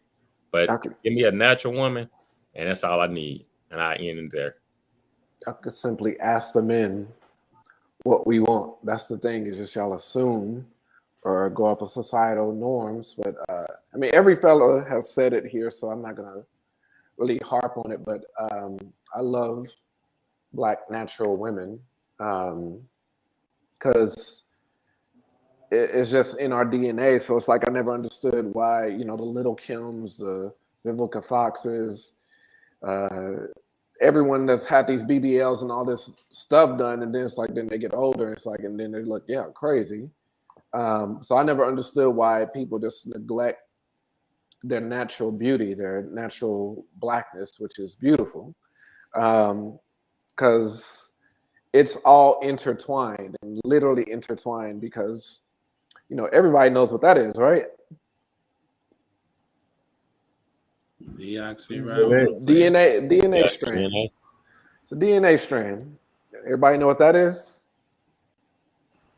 It's an audio wave. It's a waveform, an audio waveform. So when you say Black people got rhythm, we can dance, and then you compare that to the different hairstyles. You have your straight hairstyle, then you have kinky all the way here. It mimics DNA also. And then it's like, I'm not going to get too deep, but it's just like then you get into skin tone and things like that. It's just like it's all intertwined, like, because just like everything from our hair to our rhythm, the way we move, the way we look, the way our hair is, everything is intertwined to this earth. So we definitely are a special people. We are a special being. And I always say, people that know our power, that know us, they'll do everything to tell us that we're not, or you got to do this, or this is the standard, or this is the standard, because they don't want you to know the truth. And I always say it's a shame that we don't even know our own power, but other people and other races see our own power and beauty. So it's like when you conform to what's called beauty standards and things like that, or what they deem beautiful, and I just see Black women just conforming to that and messing themselves up. It's just like, no, you already are of the earth. You already are special. Everything is already connected, starting in our DNA. Like everything's in rhythm. So it's just like you already have everything naturally. You don't need to go enhance anything. You don't need to go get anything artificial. These are things that you're born with. So it's just embrace your beauty. Ask your men what they want, and don't go off of what the world is telling you, what social media is telling you. Ask your men what they want. And that's it.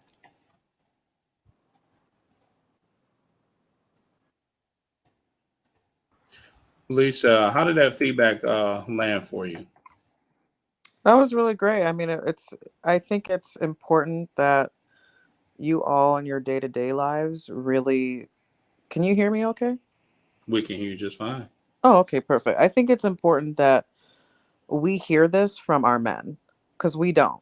And, I don't know if it's just because I'm in Los Angeles and it's a very different vibe here with Black men and the standards of beauty, and you don't really see that many natural women. And I think that there's, like I said in the beginning, so much confusion amongst ourselves about what we're supposed to look like, what the men want, what makes us acceptable to society. And I think not enough of us hear this from our men. And I can only speak for what goes on here in Southern California. I don't know where everybody is based, but I think that's something that's really important, to share. And because I think there's a lot of confusion, and there's ultimately what's been touched upon is a lack of self-esteem and a lack of confidence and being enough. I think a lot of women are just struggling with feeling like they're not enough, especially Black women. And so I think it's important that, we continue to lift each other up, and, to, because it's great to compliment somebody, for who they are. And that's obviously the most important thing. But, our image is important too.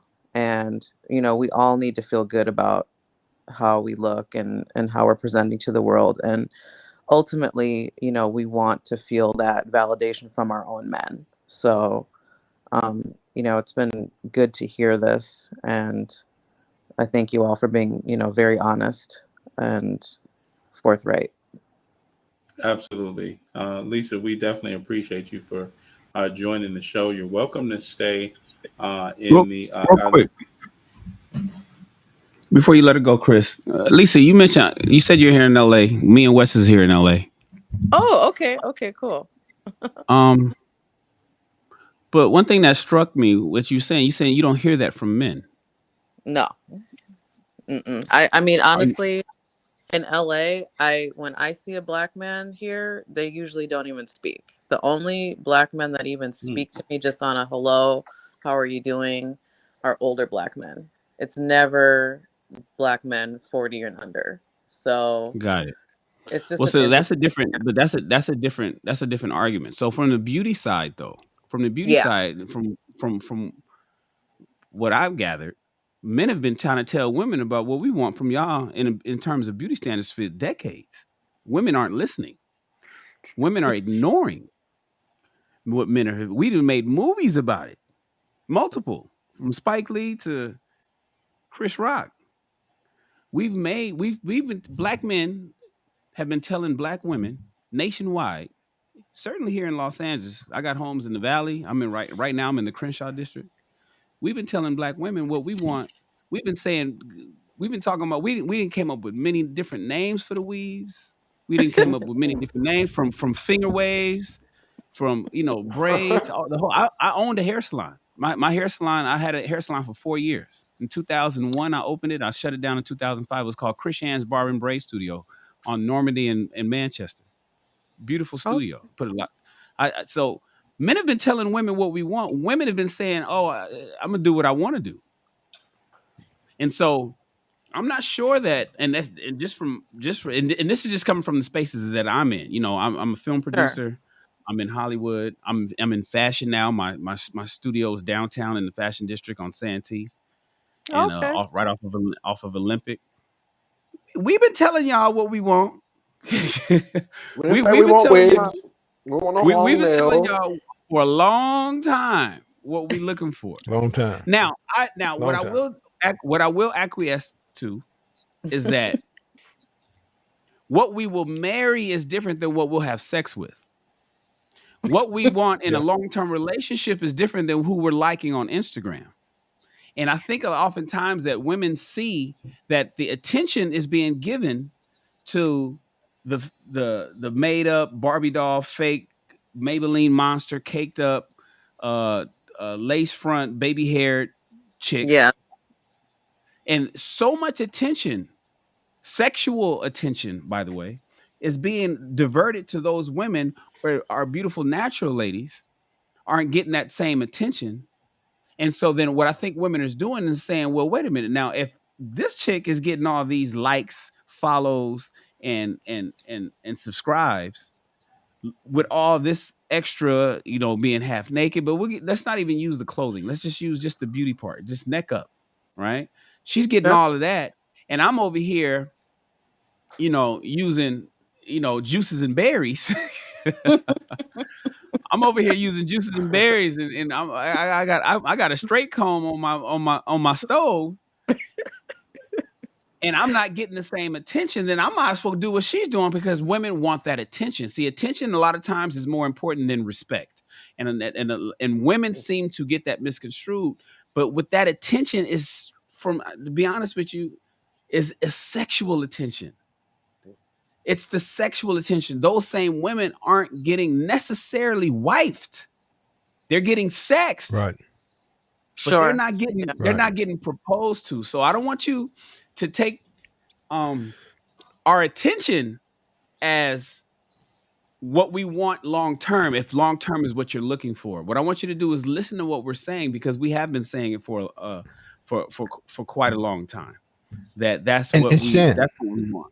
Go ahead, Wes. And Shan, there's also this other distinction, because even the sex piece, they're getting sexed, yes, but even so, because I don't want it to be like it's so black and white that it's look, these women are the women that we want physically, and then the wives are the ones, the other women are the ones that we want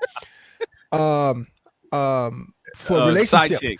Here's the reality. The sex piece that Shan is talking about is also a fleeting temporary sex chick, because we'd rather oftentimes have the same chick that would be wifey. That's actually what we would really rather sexually, but we'll take the right. We'll take it for a night, for a week. We'll take it for a weekend. But that's not even really what we want sexually. I just want to make sure we make that distinction. I think I think I can speak for quite a few of the guys. Like, even sexually, if we had our choice. Don't speak for me on that. But I'm just saying listen. Let me say it like this. Here, I think we can agree. I think you'll jump in on this, Shahid. If the woman was natural, we would prefer the natural. Whatever our beauty standard is, we would prefer that naturally, sexually, over something artificial, built in construction. Right, artificial. Absolutely. A sexy natural woman versus a sexy made up woman. The sexy natural woman is gonna always win. Yeah. So even when it comes to just sex. Lisa, basically what we're saying is this, and I want to kind of close it out here. There's a difference between the woman that we can get and the one that we want to keep. Okay. So if you want to be a keeper, you really want to figure out what it is that particular guy wants, right? You can be the woman that is like the Instagram model, right? And let's just say, she or social media model, because now they're on TikTok and all these other apps. Right. You can be that, but we typically don't keep that, right? Because some of the women who are extremely beautiful, and I saw a TikTok earlier before I jumped on, some of the women who are extremely beautiful, they believe that that's all they have to do is just be extremely beautiful in order to be kept, and they have no substance. So that's the main difference. So I hope that helps. I hope that sheds some light. It's like men have a childlike essence as well. Like, we like shiny things. Like, and don't get me wrong, these Instagram models on social media and all that, those are shiny things. You know what I mean? Like, so, but when it comes to our shiny things, we like to protect our shiny things. Like, women are like valuable possessions. Let's compare a woman to a piece of jewelry. Like, yeah, when it's time to step out and do something nice, we're going to put our nice piece of jewelry on, my nice watch. Some people like chains, earrings, and whatnot. But we'll never just leave our watch, our chains, and earrings and whatnot just laying around the house. We have a safe space to put these things. You know what I mean? Like, so if you gonna leave your nice jewelry out and flaunt it on the internet and all that, like, yeah, I want to see it. I want to put it on, wear it. Like, yo, let me put that chain on real quick. You know what I mean? Like, so that's what it is. Like, when it comes to, and I think this happens a lot in relationship. Like when you see men kind of lusting after these women, that's just natural. Like, you know what I mean? It's right there in front of me. Like, I wouldn't be a man if I didn't hit that like button. Like, yeah, she looked nice. You know what I mean? Now, when it comes to jumping into DMs and you in a relationship, that's another story. But yeah, as men, we like to treat our women as valuable possessions, and we like to protect and only bring, show those nice shiny things when the time fits it. But if it ain't my shiny object, hey, like, you know what I mean? Like, have at it. You know what I mean? So Shahid, let me see what. So So tell me more about these shiny things, Shahid. Show me how you like to polish. Show me how you polish your shiny things. Give us a demonstration. It's man. Hey, look, we ain't gonna how you do it? You wax on and you wax off. How you do it, bro? Wax on, wax off. Lisa, let me ask you a couple of questions, Lisa. Yeah, are you on social media? I sure am. I absolutely am. Okay, you put your social media handle in the in the chat, so we can check you out. Right, make sure you subscribe to our channel. Okay. Chris gonna turn it into demon time. It's guaranteed Chris gonna turn every show into demon time.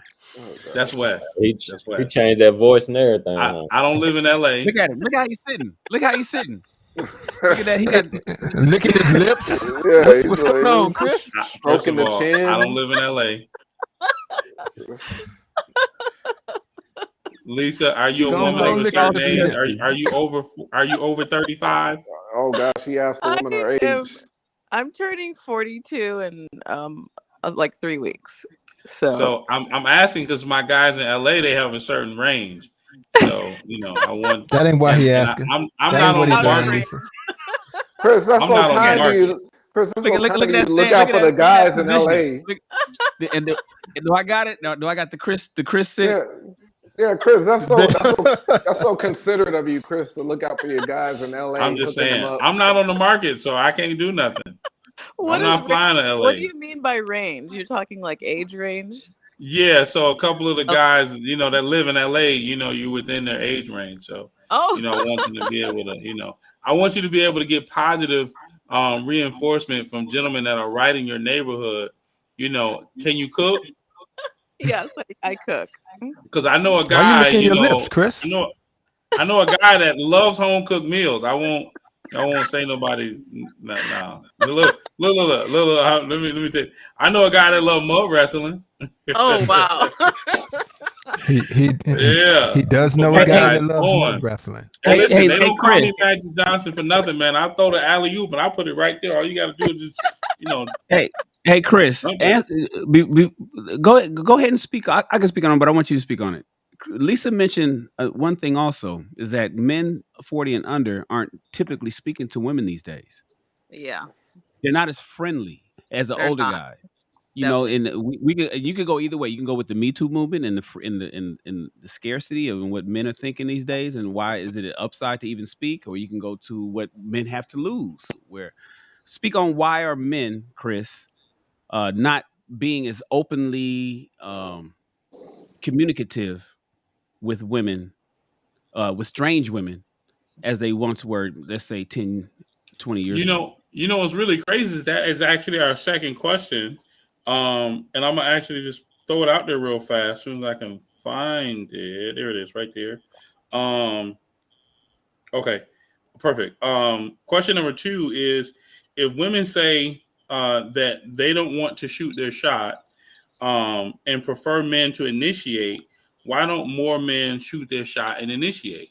And the crazy thing is, so it literally fits right in, right? The reason why, and first, so and that was from Atlanta. And thank you for your question. Why don't more men initiate? Here's the thing. Men initiate all the time. Men shoot our shot all the time. The reason why it makes more sense for a woman to position herself in front of the man that she might like is because it makes it a little easier for her to find the guy that she wants.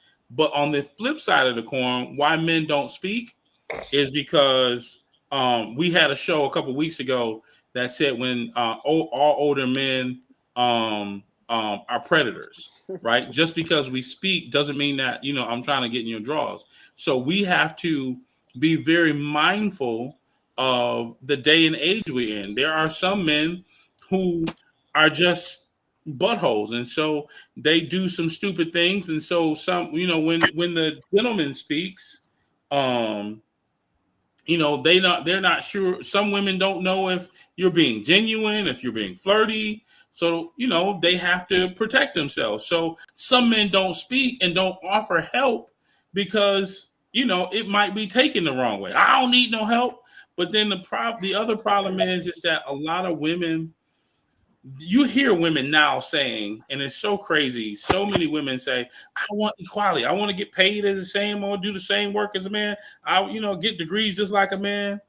But when it comes to love, you don't want to put in the same type of equity, right? The same type of, not equality, the same type of equity, right? And that's why some men are hesitant, because we're not getting the reciprocation. And so therefore we put in a little less effort.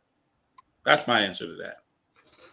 Yeah, I'll be quick. I think it's too hard to talk to women these days, man. Like every time majority of the time you approach a woman, it comes with like an expectation. Like sometimes men are just genuinely being nice, and men are genuine gentlemen. And it's just like well, not you, but some women are like, you know what I mean, kind of have this it's a guard, but like at the end of the day, I feel like, women should have guards and certain protections when it comes to men, but you should also be a human, you know what I mean? And understand that men are human beings as well. And sometimes a man just might want to shoot you a compliment or say hello, see how you doing. And it's not anything more than that. But I think women, and especially Black women, have become so apprehensive and think that, you owe them something for a simple like hello, that men are just like, man, the hell with that. Like, you know what I mean? I would rather just sit up on Instagram and shoot 30 DMs off and see who fire back versus, you know what I mean, being polite and, you know what I mean, getting a nose turned up at you and like, you know what I mean, just like I say, hey, how you doing? And you immediately respond like, oh, I got a man. It's like, what? Like, so I think it's a lot of that. So then, Wes, why is it that older men don't have the same apprehensions as younger men? I can answer that. I'm sorry, I was they a don't little give a distracted. shit no more. Ooh, Ask me that again. Some shots are being shot. No, I'm just, she said that typically in her experience, Lisa, right here on stage, and this is in alignment with the question that was sent in from Atlanta, that, typically the younger men, 40 and under, the millennials are apprehensive, which is a wonderful word. I don't know why I haven't been using it in my vocabulary a lot. Thank you, Shahid. To just, approach women cold. But men over 40, those, typically over 41, who's Generation X or baby boomers, don't have a problem with it. Why? So I'm gonna be honest here. No shade to the younger guys, but we are of a different breed. I came across. I don't know if this plays a part. I'm willing to. I tend to think that this might play a little bit of part. Like our experience as young adults, even as young kids, was just different. We always had it rough. I saw a meme the other day, Shan, that was like, I mean, I'm gonna have to find it and send it to you. I know I bookmarked it, but it was just talking about Gen Xers and what our experience was, how we got knocked around, how we, played at the playground. Just we had it. We accepted hardship in a way that a younger generation doesn't. So I would say, in my mind, anyway, that when it comes to women, we have experience, maybe more experience, especially now, because we didn't have technology. We had to actually shoot our shot face to face and get that rejection and eat it and move on, and suck it up and move on. And so I think for us, that still remains. That's what our experience was. And so meeting a woman in person, saying hello to a woman, that all of that is that doesn't affect us the way someone else might, because one, they've got things handed to them on a platter via the internet. Every woman is at their fingertips, and they're at our fingertips now, but we know what it's like to not have them at our fingertips. And we know what it's like to go out and actually create a moment, make something happen. So that's where I tend to that's how I think about it, Shan. I don't know if that's exactly accurate, but it's nevertheless, it's one of my perspectives anyway. Plus, I will say this: an older generation, we're more. I don't know. At least my experience in LA has been that we tend to be more open and like, forget about the male female relationship. Just in general, I tend to find that older people still have a bit of kind of that open. I don't know how to even categorize it, but just that we're more communicative with people, and younger people are just shut off. And you walk by them in the street, bump into them in a store accidentally, and they just look at you. There's no words exchanged, and older people tend to say excuse me, or I apologize, or can I get by you, that kind of thing. That's my thoughts. Yeah. So for to Lisa, it's two things. One is exactly what Wes said, and two, when you get older, you have less to lose, so fuck it.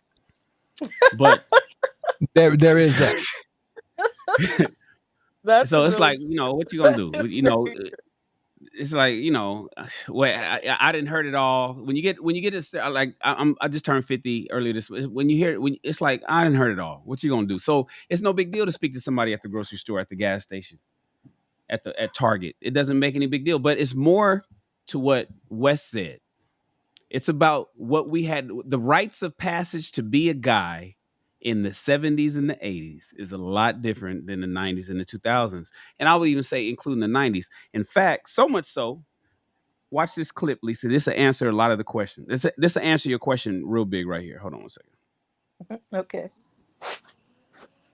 We go to here, Chrome tab. This one here. How people in the 90s used to hook up.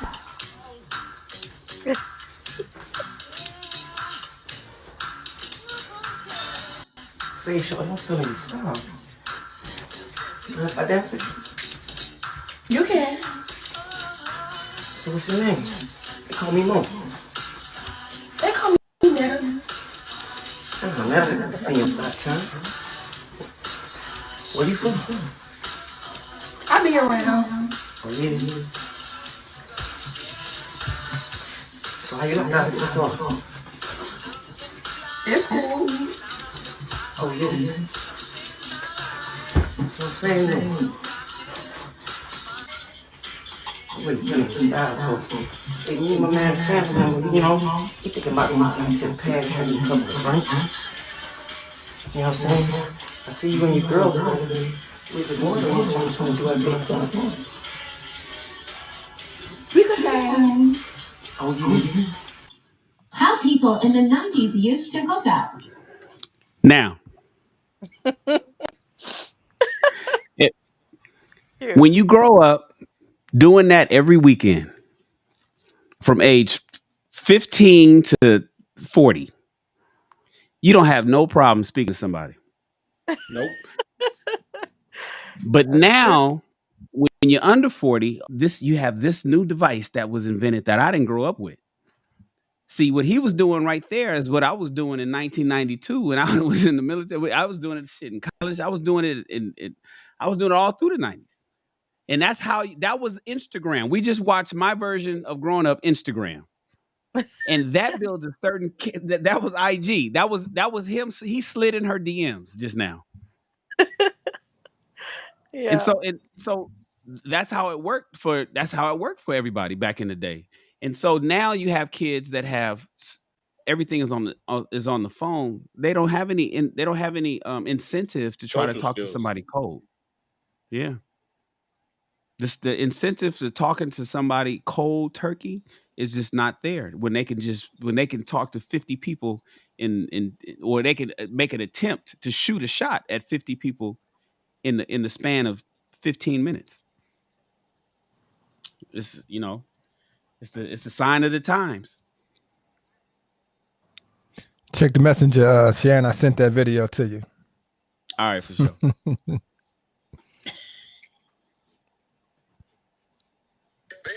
Chris, it's on you, Chris. Anybody else want to add why men don't shoot their shot?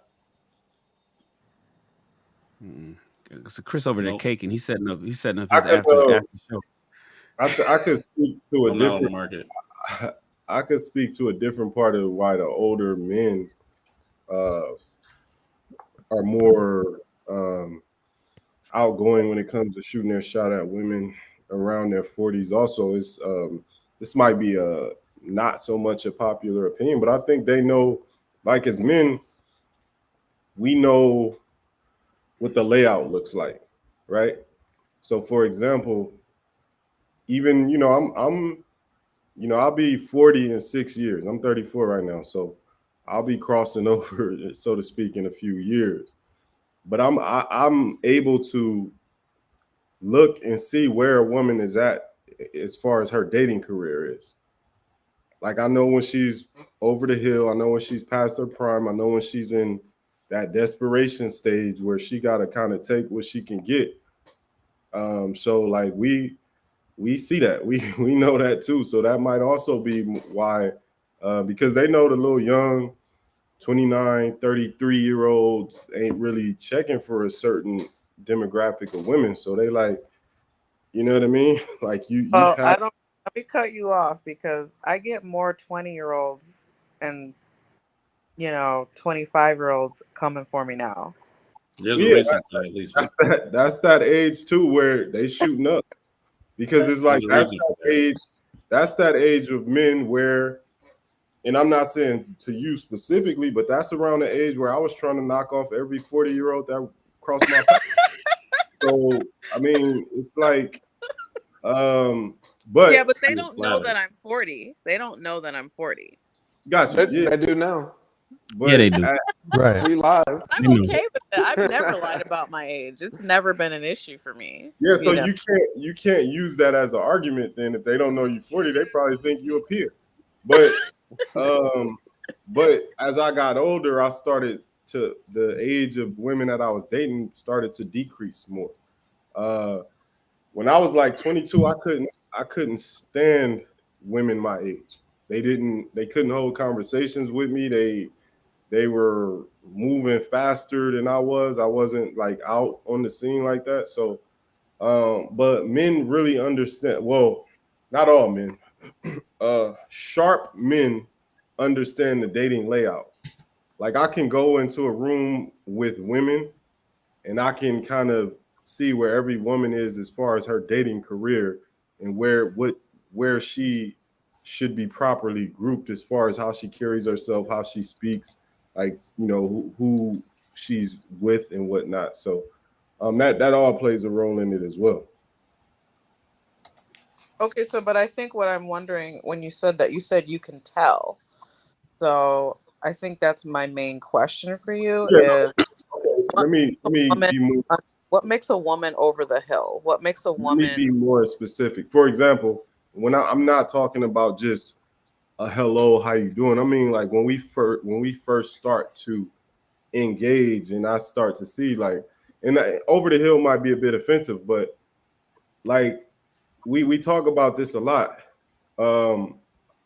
you've already been you focused on your career, you focused on your school and everything and all that, and you were goal orientated on the front end of your adult life. Now here you are where it's not so much you being over the hill, it's just the landscape. It's so many other prospects out there to where what would put you above the rest, especially for a man like myself who doesn't need, I don't care, you could, like, your money means nothing to me, your education means nothing to me. It does not, if I benefit from it, none. Because in a relationship with me, I'm expected to be the one that provides all that.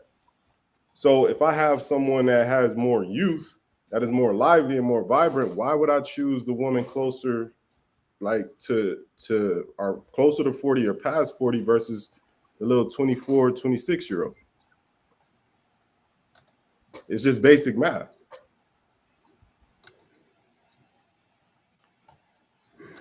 All right. So let me throw this last little bit as we close. Another reason why some guys don't shoot their shot as often is because women, you all have a tendency to travel in packs. You typically have a protector. That's the worst. Yeah, facts. You typically have a protector. The one girl who is usually the hater, and is probably the quintessential single woman, can't keep a guy, but always has one, but she won't keep one particular guy, right? And so she wards off all of the would-be potential suitors, because that's her role, right? She's the quintessential hater. No, girl, don't talk to him. You need somebody. She puts fear of better options on you. And instead of, you taking and going through your sorting process, you happen to be the type of, friend who listens to her. And then you'll get, the guy who's, 6'2", 6'7", whatever, he's toxic. He don't want nothing with you, other than just to smash, because you're 5'3" and you won't take the guy that's 5'10", because you gotta have over 6 feet. And it's like you have unrealistic expectations of the type of person that you qualify for, or that you should have, that'll take care of you and treat you right. Not everybody there. And let me say this too. Another reason why some guys don't shoot their shot, as we close again, is because you all think that some women, let me say some women, think that preferences are standards. And I heard it so beautifully one day. I was listening to, I think, a Facebook guy on Facebook or something like that. If you go and purchase a car, doors, seats, and tires come standard. They don't have to come with Dayton's and 20-inch rims.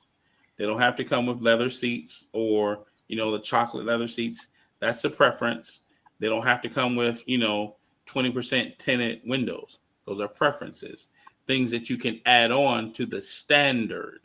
So when some women start to learn the difference between a standard and a preference, and know your preference is not your standard, there's a complete difference. You have to be able to separate that. So that is another reason why some guys don't shoot their shot. No one wants to be the guy to go into the pack of you all, 5, 6, 3, and try to divide you all, because now you think that we're trying to separate her from you, and really she caught her iron. We're just interested, and now we want to find out more.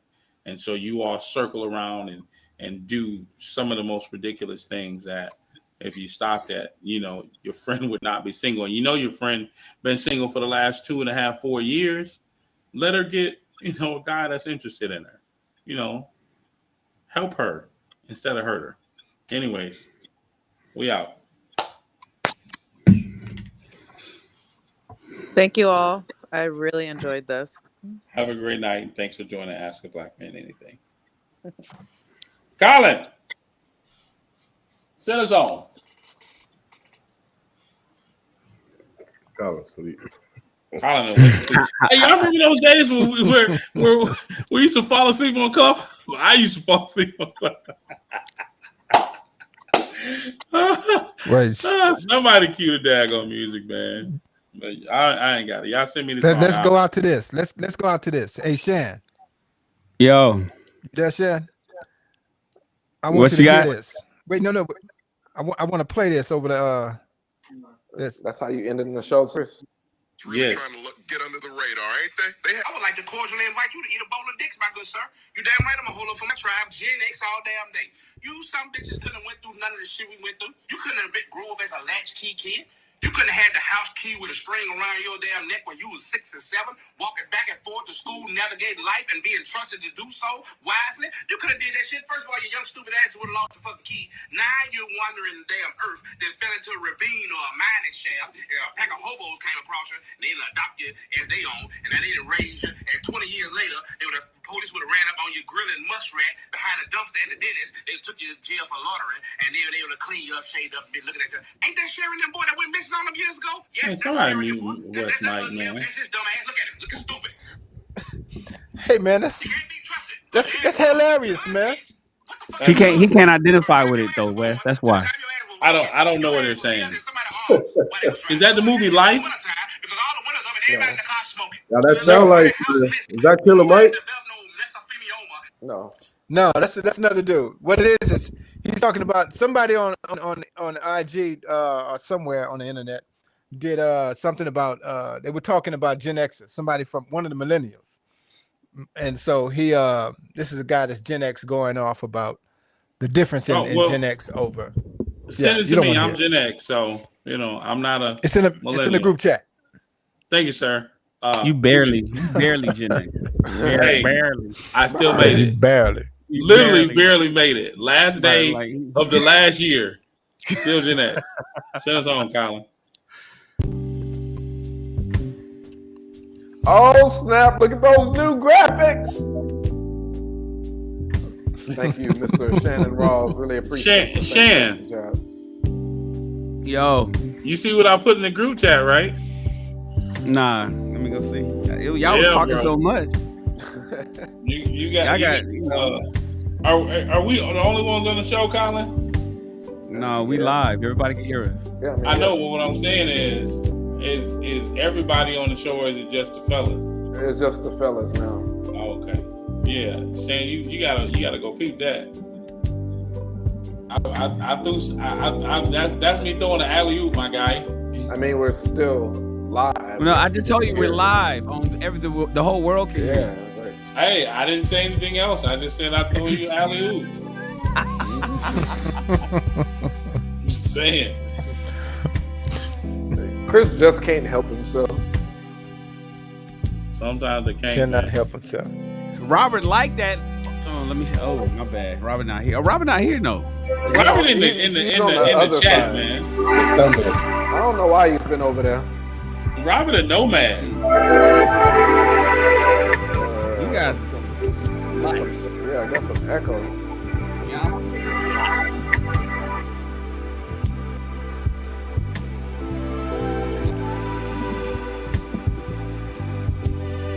Oh, okay. All right. So who's Which one of y'all is sliding in Lisa's DM? Who's sliding Lisa's DM? Are you single fellas out there? Who's sliding? Wes was already on it 2 minutes after she started speaking. Okay. I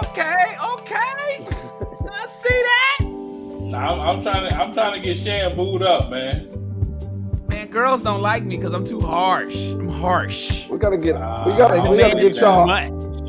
y'all all booed up for season 2. I'm not on the market. Shan is too harsh on the ladies. You demand too much. You want perfect. The girl told me you want a perfect. I don't know, Shan. You came in a little sentimental off the top today, man. he said I'm not the sentimental type, and then he proceeded to be sentimental. Right. I think there might be hope for you after all, young man. Oh God. We're gonna have to do it. Hey, y'all remember that one episode where they asked Shan to talk about his feelings? He was like, "Nope, I ain't gonna do it."